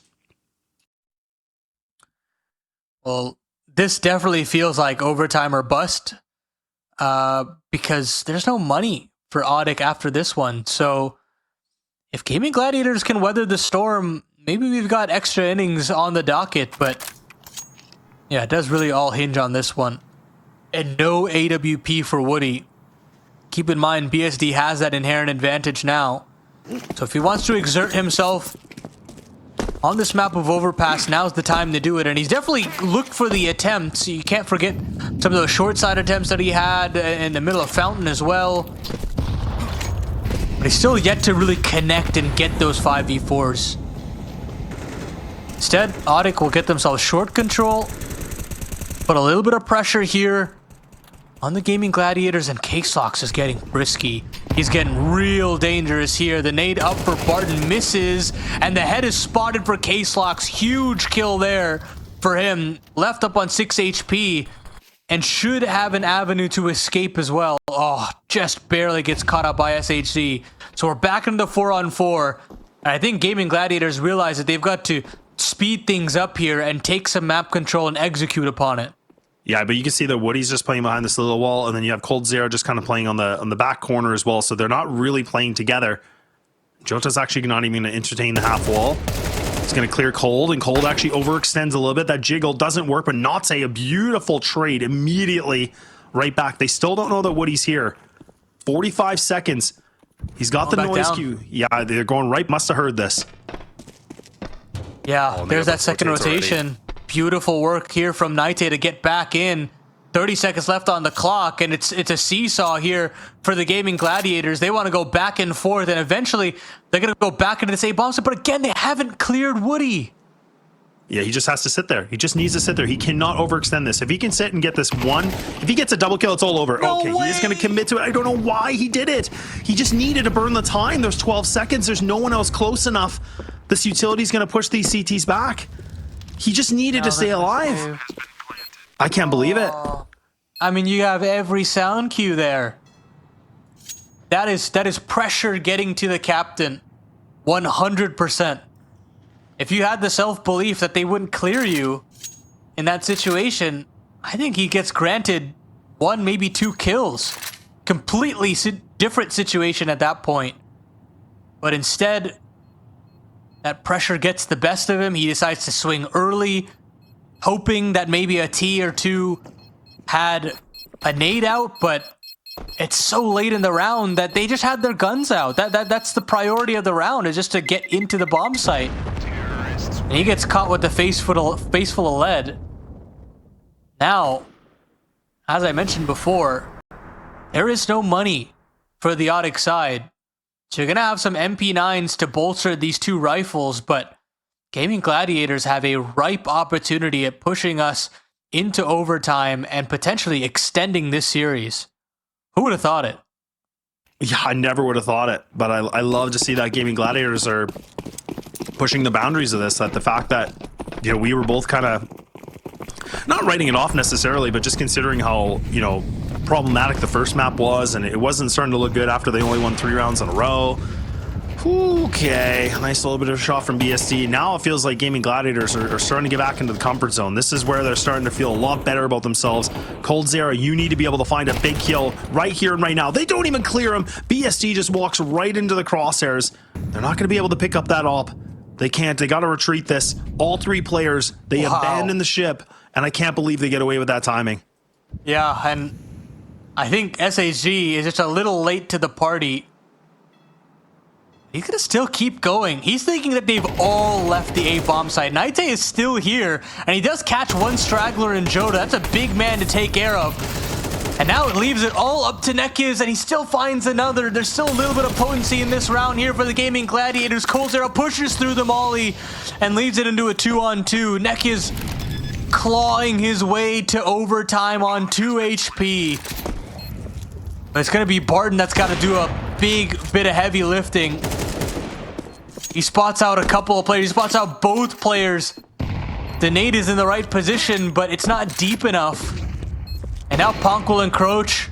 There's a crossfire being established here from the the T side rather. And Nekiz will find a 4th kill in the round. And he's going to do it all on his own. He finds the ace to bring Gaimin Gladiators into overtime.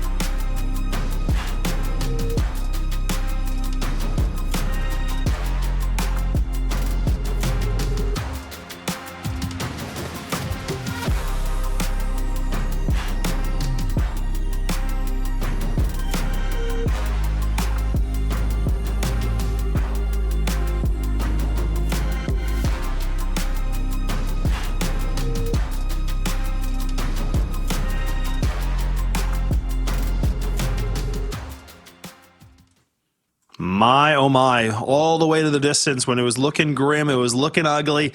Gaimin Gladiators get themselves a second life here in this best of 3 on the second map, and they've been able to push themselves into an overtime situation. We were at a 12-9 in favor for ODDIK, but it just slips away from them and they lose control, and Gaimin Gladiators have now put themselves on the brink of maybe, just maybe, to push this thing all the way to the 3rd and final map of Train, but we will have to find out who will be taking that overpass.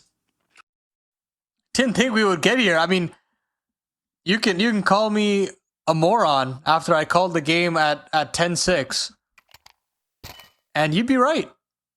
This game still has a lot more twists and tails yet. But now, the problem is for the Gaimin Gladiators is they've had to go up against quite a number of underhanded buys with a weird game script.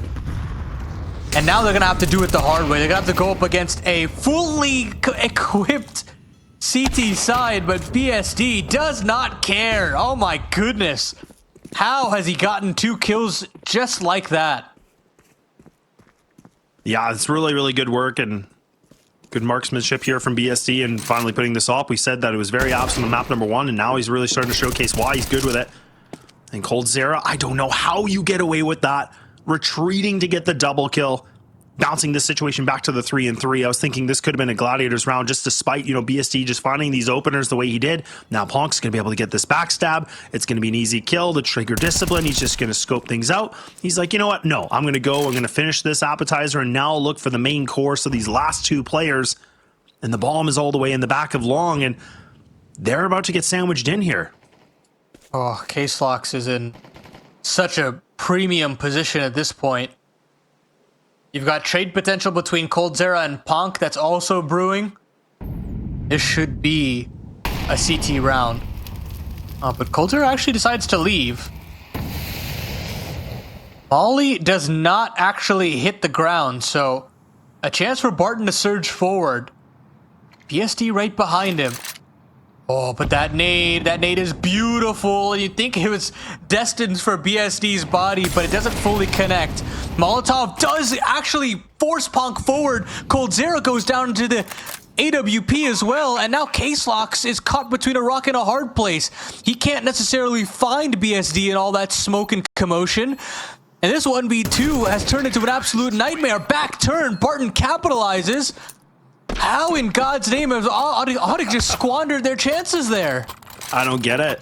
It's just some mistakes, again, that we're seeing from ODDIK, right? Like the utility, like you said, that Molotov just a bit premature on throwing it. And then we see that again, like in a situation where Gaimin Gladiators, it felt like everything was against them. They're able to pull through, and BSD was able to get himself that triple kill. It was Barton able to find the last two. So these guys single-handedly putting up some really big numbers in that previous round. But ODDIK are starting to fall asleep a little bit behind the wheel. It was looking like they were making the comeback tour, but now it might be a one-stop shop here potentially in Overpass. And Gaimin Gladiators have put a lot of eyes onto this one, saying that they can still pack a really good punch and they can bring a lot to this. I love that we're seeing that BSD's just activated the AWP the way he has. It's created so much space, and even Jota like sitting at 24 and 12. I remember you said in the beginning, like a one-man army. It definitely kind of feels like in some regard, but now BSD, he's trying to, despite his 13-16, he is trying to make, a really good name for himself here in this series. Absolutely. It's going to take these ugly rounds for Gaimin Gladiators to get it over the line. ODDIK don't really necessarily like this level of chaos. They haven't been able to thrive in it as much as you'd expect. Woody with an opportunity at an opening can't capitalize, but Naite will do him one better. He gets to fall away as well. He'll get to sit on this 5v4. We spoke about the advantages that a 5v4 brings to the defensive end. Now it's ODDIK's job to hold on to that advantage.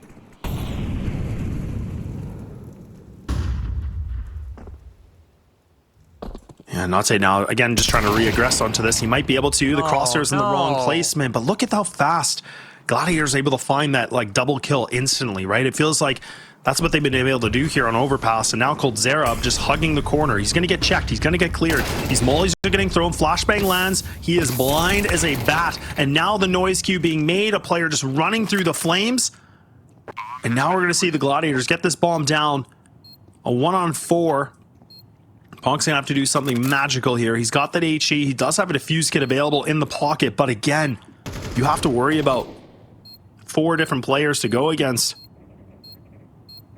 Is he gonna try to slow Ninja? He doesn't have a smoke, so I mean, can't really do much. This is bad. This is a nightmare for ODDIK. They have now fumbled back-to-back situations where they have been given a fortune of a round in the palm of their hand, and they've been able to capitalize neither situation. In that 5-on-4 there, surging forward, when you've got all the information that they're taking front bathrooms control, you're going in dry, keeping your AWP in harm's way, and forcing Naite to take an uncomfortable fight that he was never going to win. It's not like he's having an insane game right now that you want to just ride the hot hand and see what he can do. He's struggling. And instead of, I don't know, playing the crossfires as we've kind of spoken about, the potency of those crossfires, they gift on over that 14th round over to the Gaimin Gladiators. And now the ball is in the T-Side's court to close this one out and send us to train. Because right now, ODDIK have completely run out of steam. Yeah, it really does feel like that, right? I mean, it doesn't seem like it's the same team. It feels like they've just kind of hit this plateau and they can't get out of it. Now Woody's just not been able to find these connections with the AWP. He just kind of keeps making noise with it. Now he's not really bringing that influence he was before. Now Barton's going to be able to find himself a good opener. Now, again, this defense has to kind of rely on somebody finding another duel, but that's a double picked up.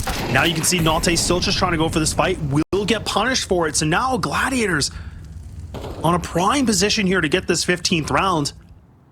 A 2-on-5 situation here for Caselox and coldzera. They're going to have to find something. Noise cue's already being made. SHC pushing through. A knife to a gunfight. Yeah, sure, it's going to work out nicely here for coldzera, but that bomb is still kind of floating in the back of mid. They haven't really committed to the game plan still. There's a lot of thought process here from the Gladiators. Yeah, this is, I mean, it doesn't really matter where they end up because they've sussed out that Case-Lox is here. Case-Lox is going to need at least 2, and he doesn't get even 1. So the flank from coldzera is here, but it's a little too late. They're going to clear this guy out in just a little bit. It's a matter of time, and there it is. Clean sheet for the Gaimin Gladiators, and this is an abhorrent collapse here from ODDIK. The series essentially in the palm of their hand, having disintegrated in a matter of 20 minutes. And now, an opportunity for the Gaimin Gladiators to put whatever nonsense happened on Mirage behind them and put Train very squarely in front of them.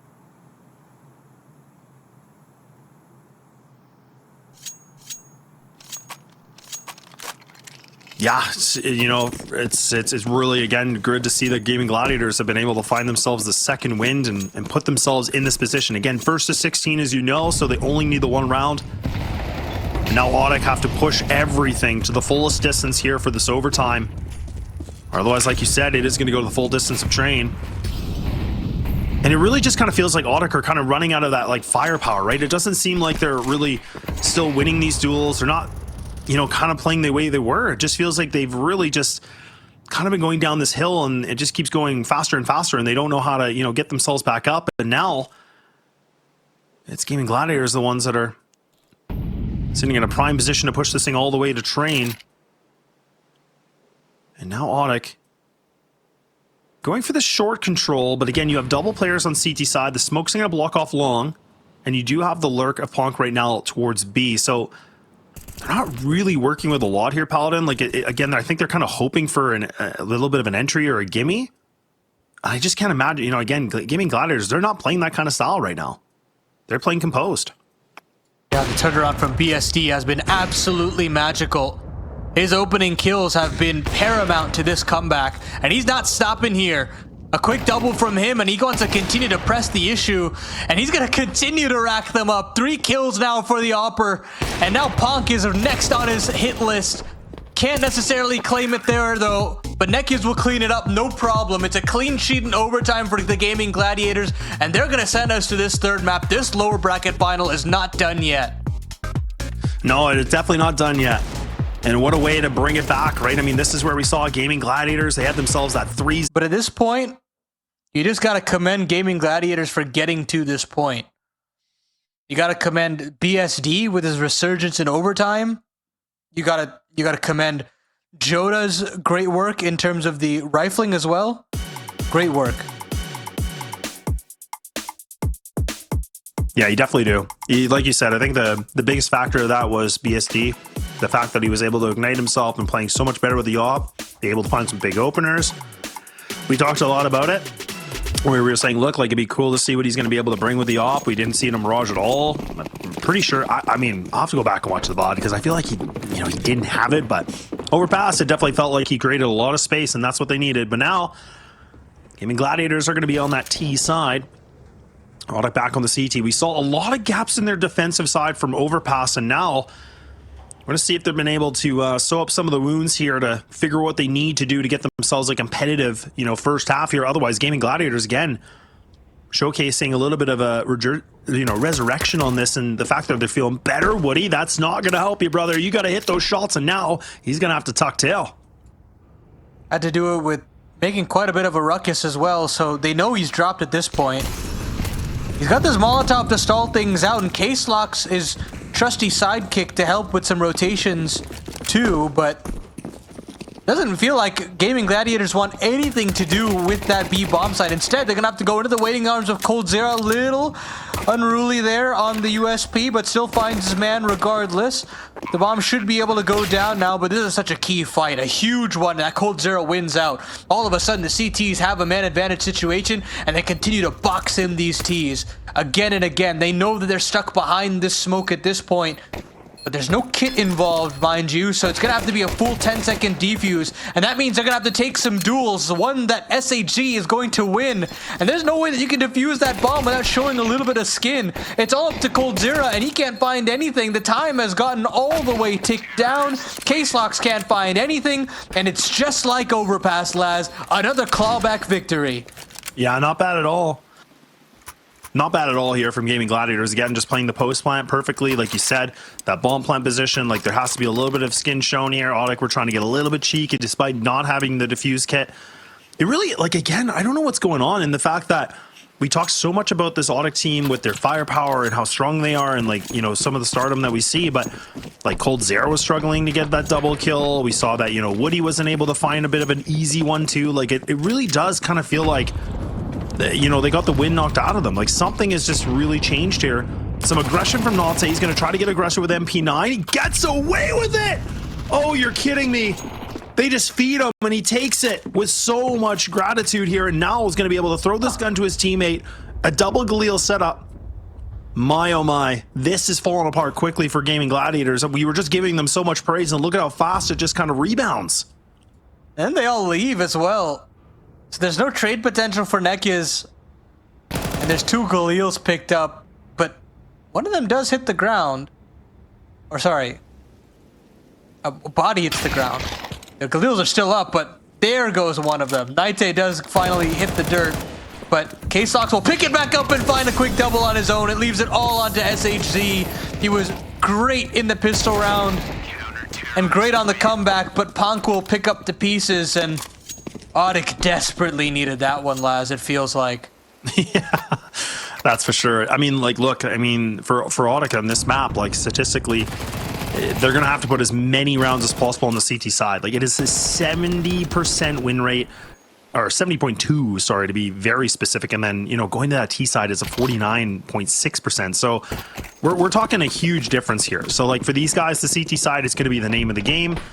For the Gaimin Gladiators, you know, to be honest, you know, it's not the worst map for them either. Like, I mean, not the best statistically either, but the T side, you know, oddly enough, is actually their better end here. Like, this is, you know, pushing 53% on it.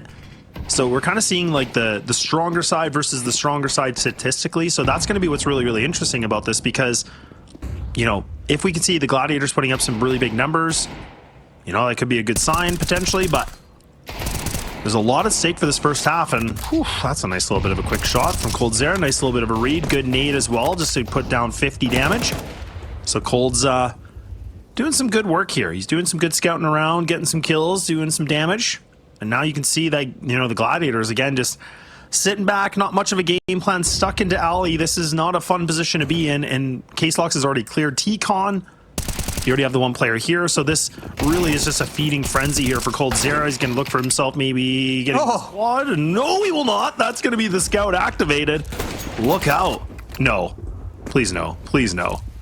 They're giving it to him. Oh my goodness, they're giving it to him. But finally, a double swing is available, and BSD is put down. But man, this guy's had a hell of a resurgence ever since overtime really kicked in on Overpass. He hasn't been looking back whatsoever.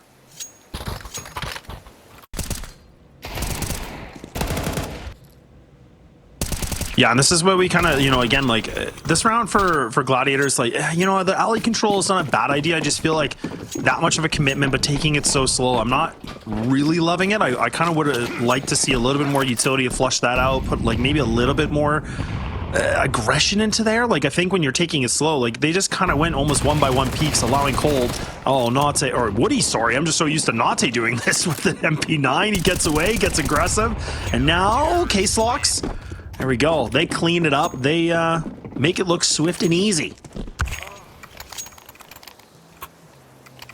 That's exactly what you're looking for. If you're ODDIK, continue to chain these rounds together. Basically recreate that same condition that you were on Mirage. And get your playmakers off the board again. K-Slox starting off strong. Nate as well. coldzera on Ivy.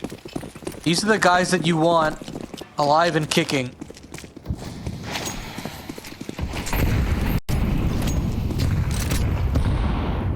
Initial gun round situation for the T side would have you think that they take T-Con control early, but instead it's a flash in from the CT side on Ivy.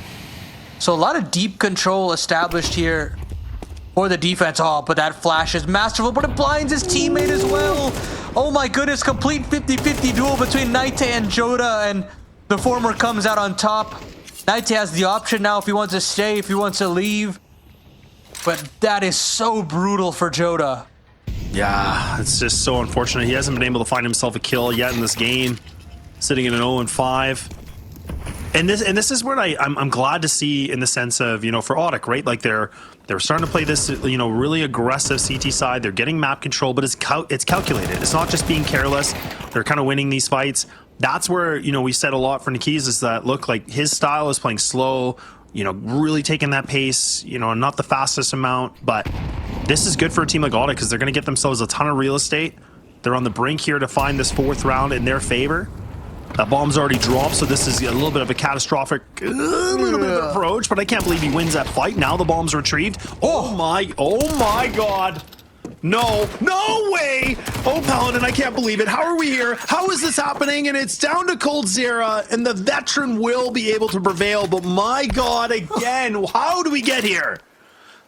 Oh, I mean, SHG, just such a sick attempt to bring that one back, and I gotta say, coldzera played that horribly in a lot of ways. Just having to play the long-range angles with the MP9, no less, against a rifle. I mean, I would never take that duel. Luckily, his burst was absolutely sublime and it worked out, but oh boy, that could have been disastrous for ODDIK to collapse there. And it feels like a lot of echoes of how they were losing rounds on Overpass, where you've got man advantages, you've got key map control, you've got the rounds in the palm of your hands and you just let it slip, but finally they turn the page on it, and it feels like they're getting back to that position that they were showing on Mirage.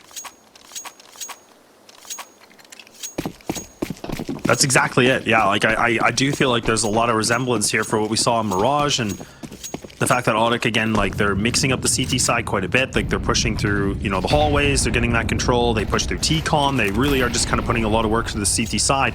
Now we can see Gaimin Gladiators, a nice approach onto this, taking it a little bit faster through hallway, trying to clear something out. They're actually burning a lot of that CT utility, so that's a good thing. Despite the limited amount of investment they put into this, what they're going to need is to get that CTs to burn that, you know, utility as quick as possible, allowing them to maybe have an opportunity to, you know, flush out a spot here on the map and create some space. But they're kind of looking like maybe a little bit of a T-Con and alley approach onto this. Triple player here from the setup of B for the CT side. This is interesting. They've really banked on the idea they're going to be here, or they're like kind of doing a bit of a fake out. Woody now going to be posted up behind Red Train. Can he be able to find this multi-kill? Oh, a massive swing, not even required, but he does it. That could be very costly here for these guys. Very costly. I mean, they're very closely encircling this A bomb site. Oh, no. SHC and Joda find 2 between them, but this 2-on-2 still favors the CT side. coldzera still alive, still kicking in the back lanes. But this encirclement, how aware is Cold? Very, very aware is the answer. And now it just leaves it up to BSD. Long-range Tech 9 and can't necessarily recover a rifle.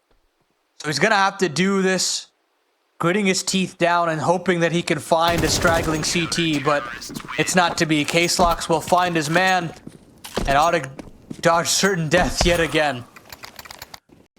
Yeah, and honestly, like for the Gaimin Gladiators, like again, they're still making these really relatively close encounters, right? Like, I mean, again, that was a minimal investment. There wasn't too much, a couple pistols, a little bit of utility, nothing really too flashy. And the fact that came down to a 2v2, or, you know, not a bad situation. Now they got the guns out. BSD's got the op ready to go. Not to put him in the hot spot, but I mean, I feel like he's, again, going to have to make some kind of a big play here. He's going to have to be able to create a bit of an opening. Good CT utility that's going to get burned here through T-Con. So Noise getting a little bit given away here from the CT side as Case-Locks actually catches his toes in the flame. But they can nicely, you know, just kind of, again, halt the idea of any, you know, ladder control or through T-Con. And now you see Gaimin Gladiators, they might even try to put a little bit more pressure towards this inside. But they've successfully done a good job burning that utility like I talked about. Like, I think this is, again, a nice play from the Gladiators that's not being overlooked, but I definitely think it's something that goes into effect for them to go for these executes. Slow down again for Gaimin Gladiators, and they take Pop Dog, but the flash does not hit BSD at all. And instead, Case-Locks will just get some information, but it's information that the CT side can't do anything with because they've just hit the deck instantly. Now, the T side has a free open route into this A bomb site. BSD will continue to lay down the hurt. And it's all up to Punk in the back of the A bomb site, and he's been found out. Back turn, Nekiz will find his man. Gaimin Gladiators keep it simple. They burst off the back of all that control they found on Pop Dog, and they confirm that round with ease.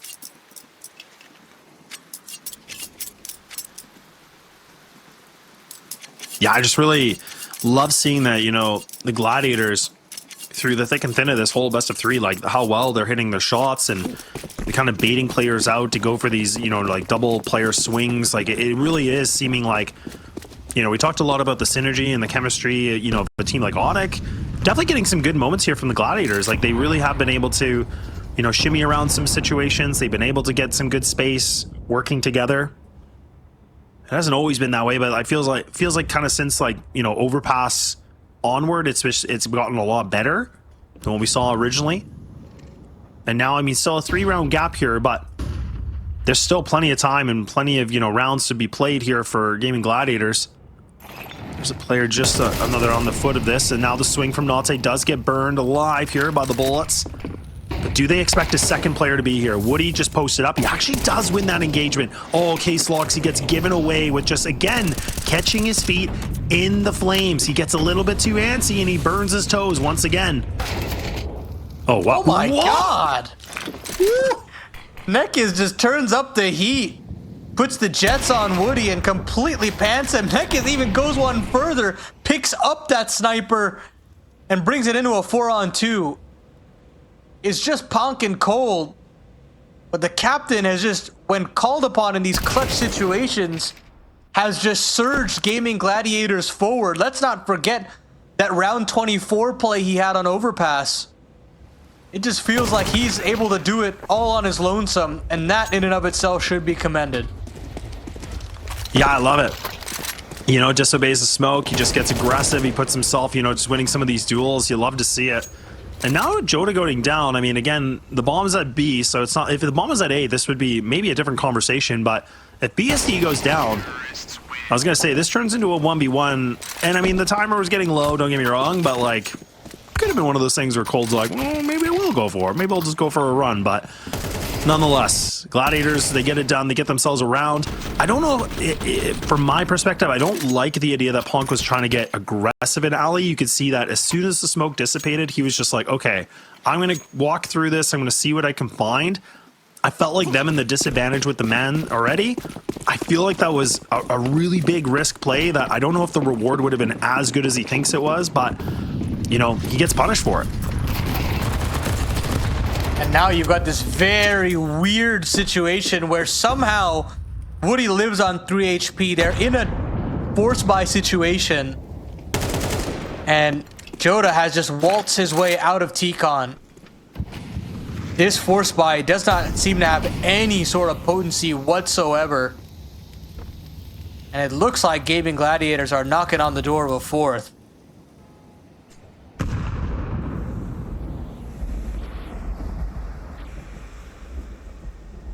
Yeah, Joda's in a nice spot, though. If you can find the timing of this, he might be able to catch one of these guys off guard, and then that might just, again, pry things open. Here's Case Locks. There it is. Exactly that. His teammates were just kind of being a little bit of a distraction, allows him to go for the swing. Woody's done. Gladiators right back into this game. We were talking, what was that, like a 5-2 at one point? Now we're talking a 5-4, so this is where, you know, ODDIK, again, they get themselves in a good lead, and then all of a sudden it just kind of, it all just stops. You know, the shoelaces go onto the wrong feet, or they get tied together and they just tumble on over. So now we're talking about the Gladiators in a strong position here, and they're really showcasing again this strong T side that I was alluding to, or I was echoing. Now, a chance for Gaimin Gladiators to get themselves 5 here. Those nades are pretty solid, and K-Sox will go forward, but he's caught on the edges of that smoke. SHZ will find that necessary kill, and now all of a sudden, this game is looking very dire for ODDIK. I mean, how many times are we going to continue to change the script here, lads, in this series? Yeah, no kidding.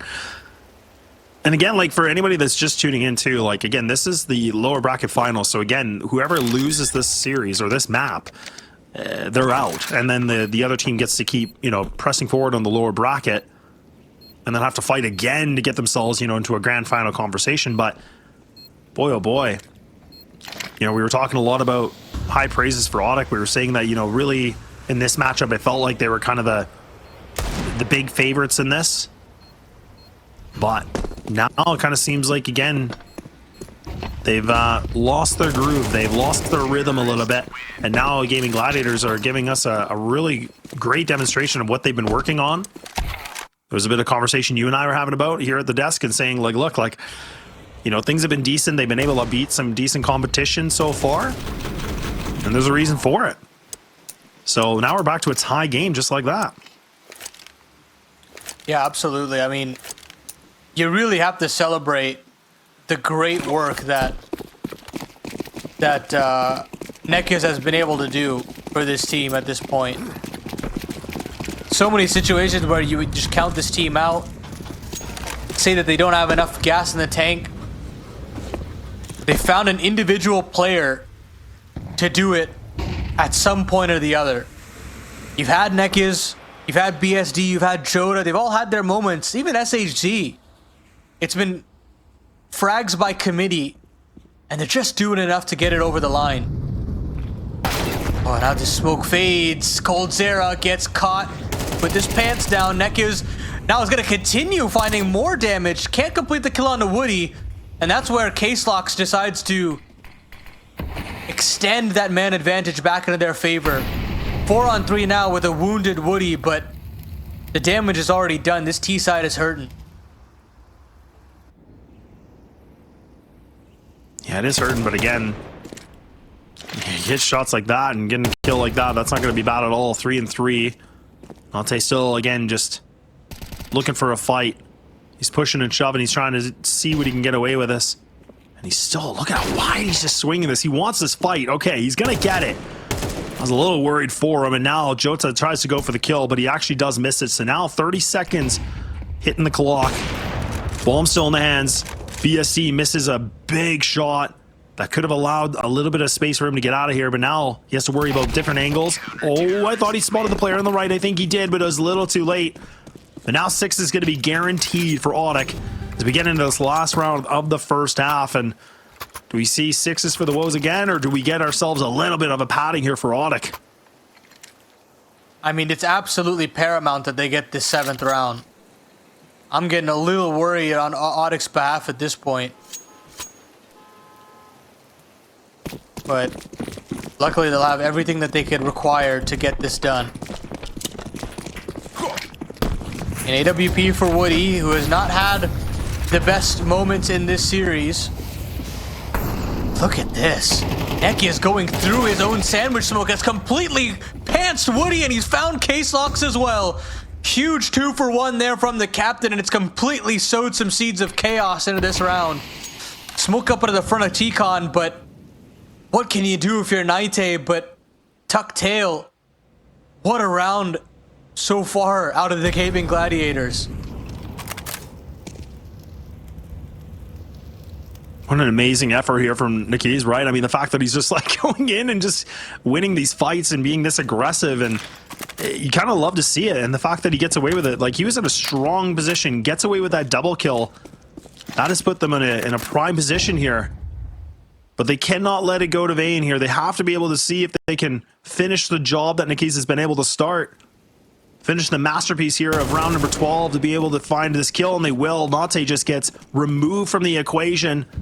And now the last two CT players stuck in Z.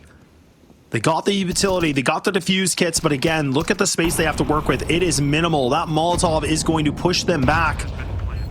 Nades getting thrown. BSD will never go down to the utility. He'll take some damage, but he's still standing. Finally takes the bullet to the side of the head. Is that enough space, though? Is that enough room for these CTs to finally get themselves out of this tight corridor? It's looking grim. It's looking very unlikely now. You can BST, they've been able to push themselves through the side of this. The nade does catch onto it. Barton just hunting for it. He's going to be the first person. And now it's all just down to this. It's down to coldzera, the veteran himself, but he can't get the job done. And it is going to be sixes for the Woes. And we're going to take that break as we're in the tie situation of the first half.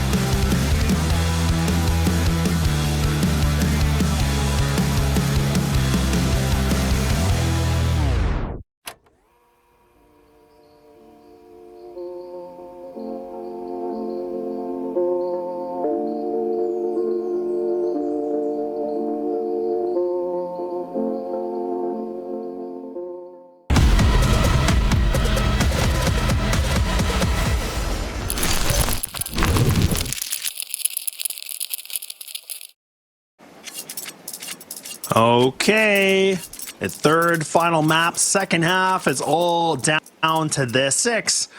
And now it is pushed to the full end here. Paladin, it's now an effort of ODDIK here to show us the T side. Their CT has been, it's been a little bit quiet. It's been a little bit of gasping for air, but now Gaimin Gladiators maybe on the brink to find themselves through this lower bracket final to continue on. I mean, it's possible. They have fought tooth and nail to get to this point. There's been some absolutely insane moments to get to this point. And now, it feels like the seemingly easier part to get it over the line on this defensive half of Train. Flash at the ready here for BSD to go ham on those dual Berettas. And the C4 on the other end as well. Here comes that flash. And there are players blinded up, but BSD only finds one of the two. Nighty has a chance to leave if he wants. I think that might be the right call, but look at this. Look at coldzera flanking on the back lanes. He might have been spotted, but Jodo will still go down. Huge opening kill to get from Nighty. And now a bomb plant to be secured. A 3v4 retake. This is tough stuff for the CT side. Yeah, it's not going to be easy at all, is it? Oh, that's not going to feel good either. Now the Glocks. Starting to put up a bit of a surprise. They're going to overwhelm Barton, and now SHZ is going to have to try to do something big, and Z Hallway not going to happen at all. 15-8 for coldzera, putting himself up a pretty star performance here, leading this. I mean, the next closest person is going to be Case Locked with a 10-8, but so ODDIK are going to be able to find themselves that opener. And BSD, like, a really unfortunate situation because he had the right idea, the utility is thrown behind him, he went for the swing. I thought with the dualies it could have been a sure thing, but yeah, nonetheless, I mean, really good trade back from ODDIK. Like, that could have been disastrous, really. Well, now they've got to find a way to compound on that success. Force buy up for the Gaimin Gladiators, and Woody's getting real frisky here through hell. He's got one kill on a silver platter, and he hears the second deagle as well. Oh, but the kill isn't confirmed, and that gives just a little bit of information over to the CT side, but it's all for naught. They can't actually capitalize on it as Pank goes ham. Big double kill from him, and SHZ, all he can do is stare longingly at T-Con as all his teammates have hit the deck. And an 8th should be secured here for ODDIK. Yeah, I love that he, like, went for the single shot and, like, just assumed he got the kill. Like, I mean, I guess to be fair, like, if the guy didn't have armor, probably would have been a kill, but yeah, man, that was like you said, that was kind of a, you got lucky that he was able to kind of go back for it, but it was a good enough distraction because even then, like, they were like, wait a second, why is he here? And then all his teammates were able to swarm out really, really good. So despite it being a little bit of a potential slip up, it does work out nicely. 8-6, 4 alive, not bad. Bomb still goes down, so a little bit of cash is still getting grabbed here for the T side. But I kind of make the question on this, right? We have the double Mac 10s that's going to be still available for these guys. Like, now, I mean, the question is, do you want to put those into the B bomb site? Do you think going out of T-Con can work with these guns? I guess if they're like maybe the entry players. I mean, it can, but why risk it, right? At this point, you don't want to go through a smoke potentially and fight against those 5-7s. That's the big worry for me, is that you lose all economic control of the game if you squander a round like this. So instead, Naite, his main attempt should just be keeping these CTs at arm's length. But now he's reloading his gun, and they've pinned him to the wall, but luckily, Woody's gotten to the scene of the crime, and that should be able to get the job done. There goes one more pistol. It's all up to Joda and SHG. Joda will find one, but that's it. 9 found for ODDIK as the guns come out now for the Gaimin Gladiators, and this is really where the road to recovery for ODDIK will get much more difficult.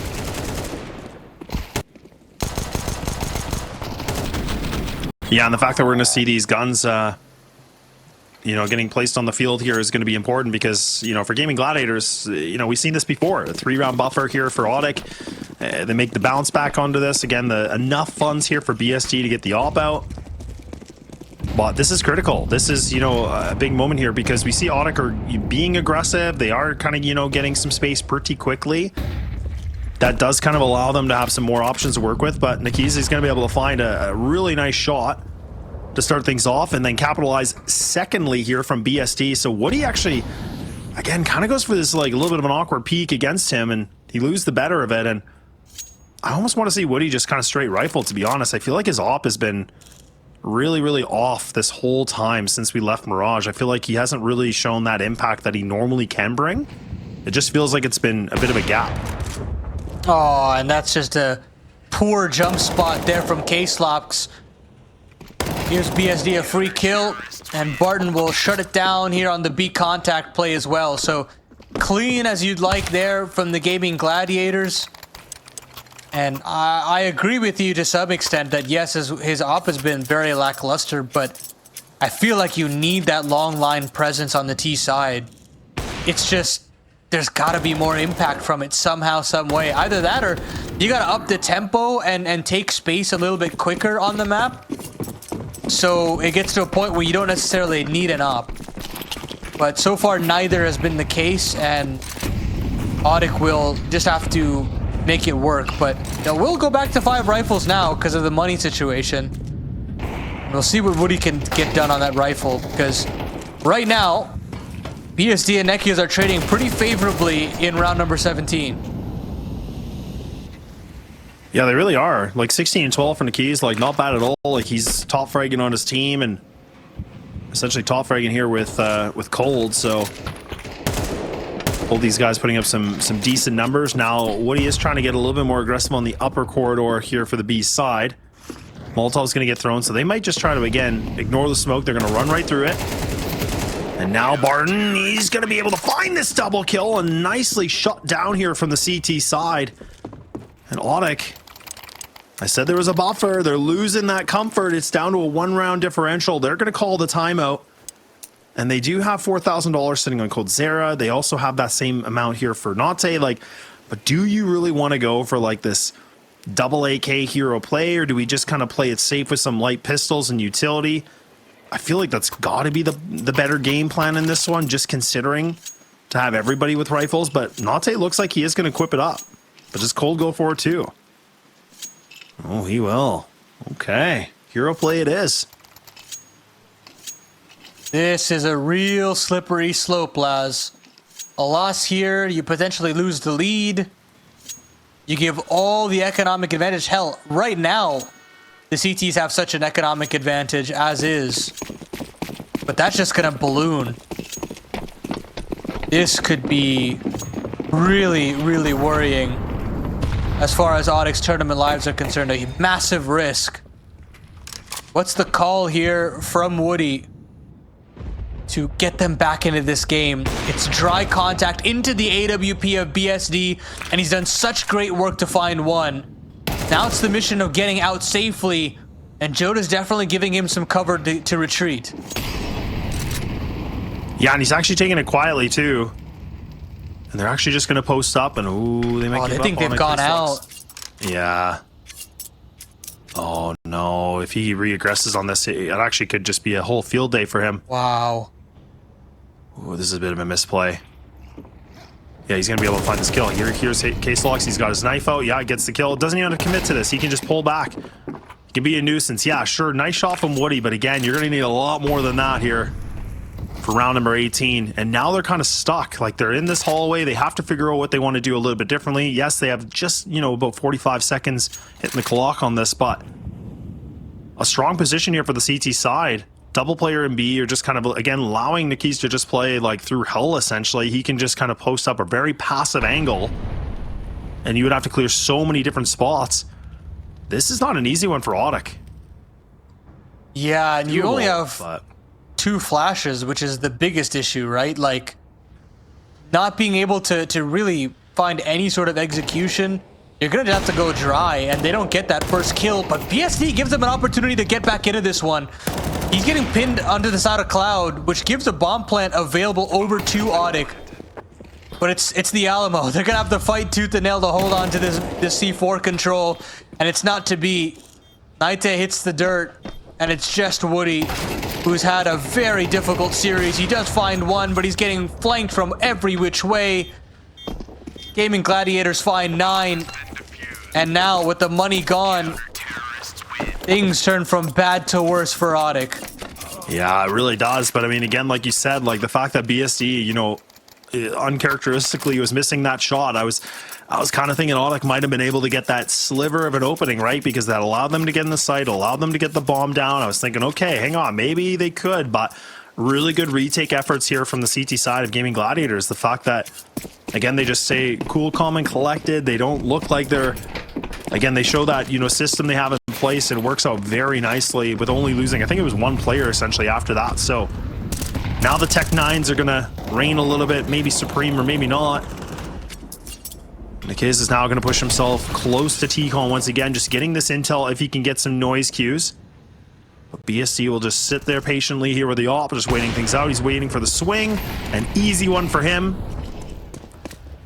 And now it feels like ODDIK, again, this playbook, or maybe just the idea is they're kind of running dry. Yeah, they're trying so hard to get into brown halls without using any utility, and it's not working at all. BSD's been able to get that first shot off every single time, but here comes that execution. They still get a lot of space here on lane, and it feels like Barton is gonna have to step up big time, and he only finds 1. At this point, BSD is caught on an island, but Joda surges through the smoke and finds 2 of his own.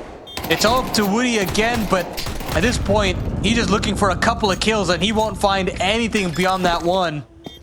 BSD ices him out, and it's the lead reclaimed here for the Gaimin Gladiators. Better late than ever, Laz. Yeah, really, that is the truth, right? I mean, it was, you know, took an absolute beating on the first map, and then they've been able to just fight tooth and nail to get to this point now and getting themselves into a lead just by one. But again, it just really feels like they're playing the better game right now. Like we're seeing some highlighted plays, we're seeing some, you know, like Niki's pushes, but also some good coordination, and it really is surprising to see like ODDIK, the way they're playing this. In my perspective, it's just not. It's not to discredit anything from the Gladiators, obviously, but it just feels like you said, they're fighting for this brown hole control. They're just trying to get, you know, this presence, and then it kind of feels like that's it. Like that's plan one, and then that's all I got. Like nobody else has any other ideas, and these executes are not the most swift for what is surprising to me, considering they're a pretty good trained team. Like they're an 8-3 record. It's one of their stronger maps. So I think, you know, the Gladiators have maybe done some good homework on this. Absolutely. It does feel like there's a much better understanding of the crossfires a little bit more. You're getting those moments out of Barton in terms of the multi-kill potential as a B anchor who's really had his struggles cut out for him on both Mirage and Overpass. But he's woken up a little bit, and now the rest of the cavalry has also arrived. SHG with a quick couple kills himself. This spam looked good from SHG, laying out the hurt. K-Sox can't find anything, and it's just Cold Zera. It feels like all the fight in ODDIK has been just quickly stamped out. There's nothing here. It's all Gaimin Gladiators as they hit 11. Yeah, it really is. And like everybody's starting to fire on all the cylinders, like Gaimin Gladiators. It's not even just like BSD with the AWP, it's everybody. Like everybody's relatively close in terms of the KD ratio. Everybody's contributing, which is great to see. Now that was kind of the biggest thing that I was getting concerned with ODDIK, right? Is that it kind of feels like there's these blips or moments where they're able to get some good, you know, openings, or able to get themselves some good kills, but then it kind of falls short very, very quickly, and creating, you know, or making some mistakes that I would say are kind of uncharacteristic for this team. But now you're just seeing that Woody's just going to give up his body. Nikisi's going to get these free kills. They're just taking these fights one by one, like different parts of the map. All three of them die within seconds. It was 134, and look at this now. It's a 5-on-2. This is, I don't know if they're tilting or they're frustrated or they're out, but this is not looking good here for ODDIK fans. You know, I celebrate the great work that Woody can do in terms of the calling department, but unfortunately, the game plan has not been there. There hasn't been that big mid-round play. There hasn't been that textbook execution that has pulled them back into contention. It just feels like they're trying to run into a brick wall and hope that it creates an opening somehow. And this might be one of those openings, potentially. Barton has let a player pass by him. And BSD is the opper, so K-Slox has found potentially 2 kills. This is going to be so hard, even though he knows where both of these players are. Oh my goodness, here's one, but he can't find any one of them. Finally, he'll convert onto BSD. Naite there for another trade, but boy, oh boy, is this going to be still a tough one to convert. He does find another, and he's aware that a flank from Nekiz could definitely be on the cards. But he hasn't figured out where SHD has gone off to. And finally he appears, but Naite finds one more. It's out of the one-on-one, but Nekiz up on heaven, completely disregarded. And just in the nick of time, Gaimin Gladiators find map and match point. Oh man, you gotta feel for it. You really do. Like you said, the fact the play with the Deagle was so close, could have made an absolute banger of a clip. But it shows how hard it is to use a Deag, right? Like, despite that shot, like, you know, he had it perfectly lined up, misses it, does get the kill, like you said, but it could have been totally different if he was able to find that instant Deagle, get the offer. That probably wouldn't have been the one-on-one situation. So, nonetheless, Gaimin Gladiators, through all the adversity, have now put themselves a map and series point here in the lower bracket final. Something that, you know, probably a lot of people in the chat were not thinking was possible, but now they've been able to fight through the absolute distance to get here. and one more round needed, and ODDIK are done, and they are going to be packing the bags here for this ECL Season 50 Cup. They'll be done. You think about the 10-6 lead that ODDIK had, even on Overpass 12-9, and then the rollover on overtime. Credit to BSD and Joda to command them throughout that overtime. And now it's been a real team effort here on Train. They've battled back tooth and nail, and they've snuffed out ODDIK at the last breath. Nekuz will find one more. Joda looking into T-Con, still has an opportunity to free kill. And from back red, Nekuz will look to put the final nails in the coffin. BSD will find another. Joda with one last hurrah. And there goes SHZ. 13-9 Gaimin Gladiators lift themselves into that consolidation final. And credit to them, lads. They 100% deserve this one. They really do. I couldn't agree with you more. Like, really, really impressive stuff. Again, we saw ODDIK just putting up a big showcase here in Mirage, but it feels like ever since then they just kind of let the gas get depleted. But at the same breath,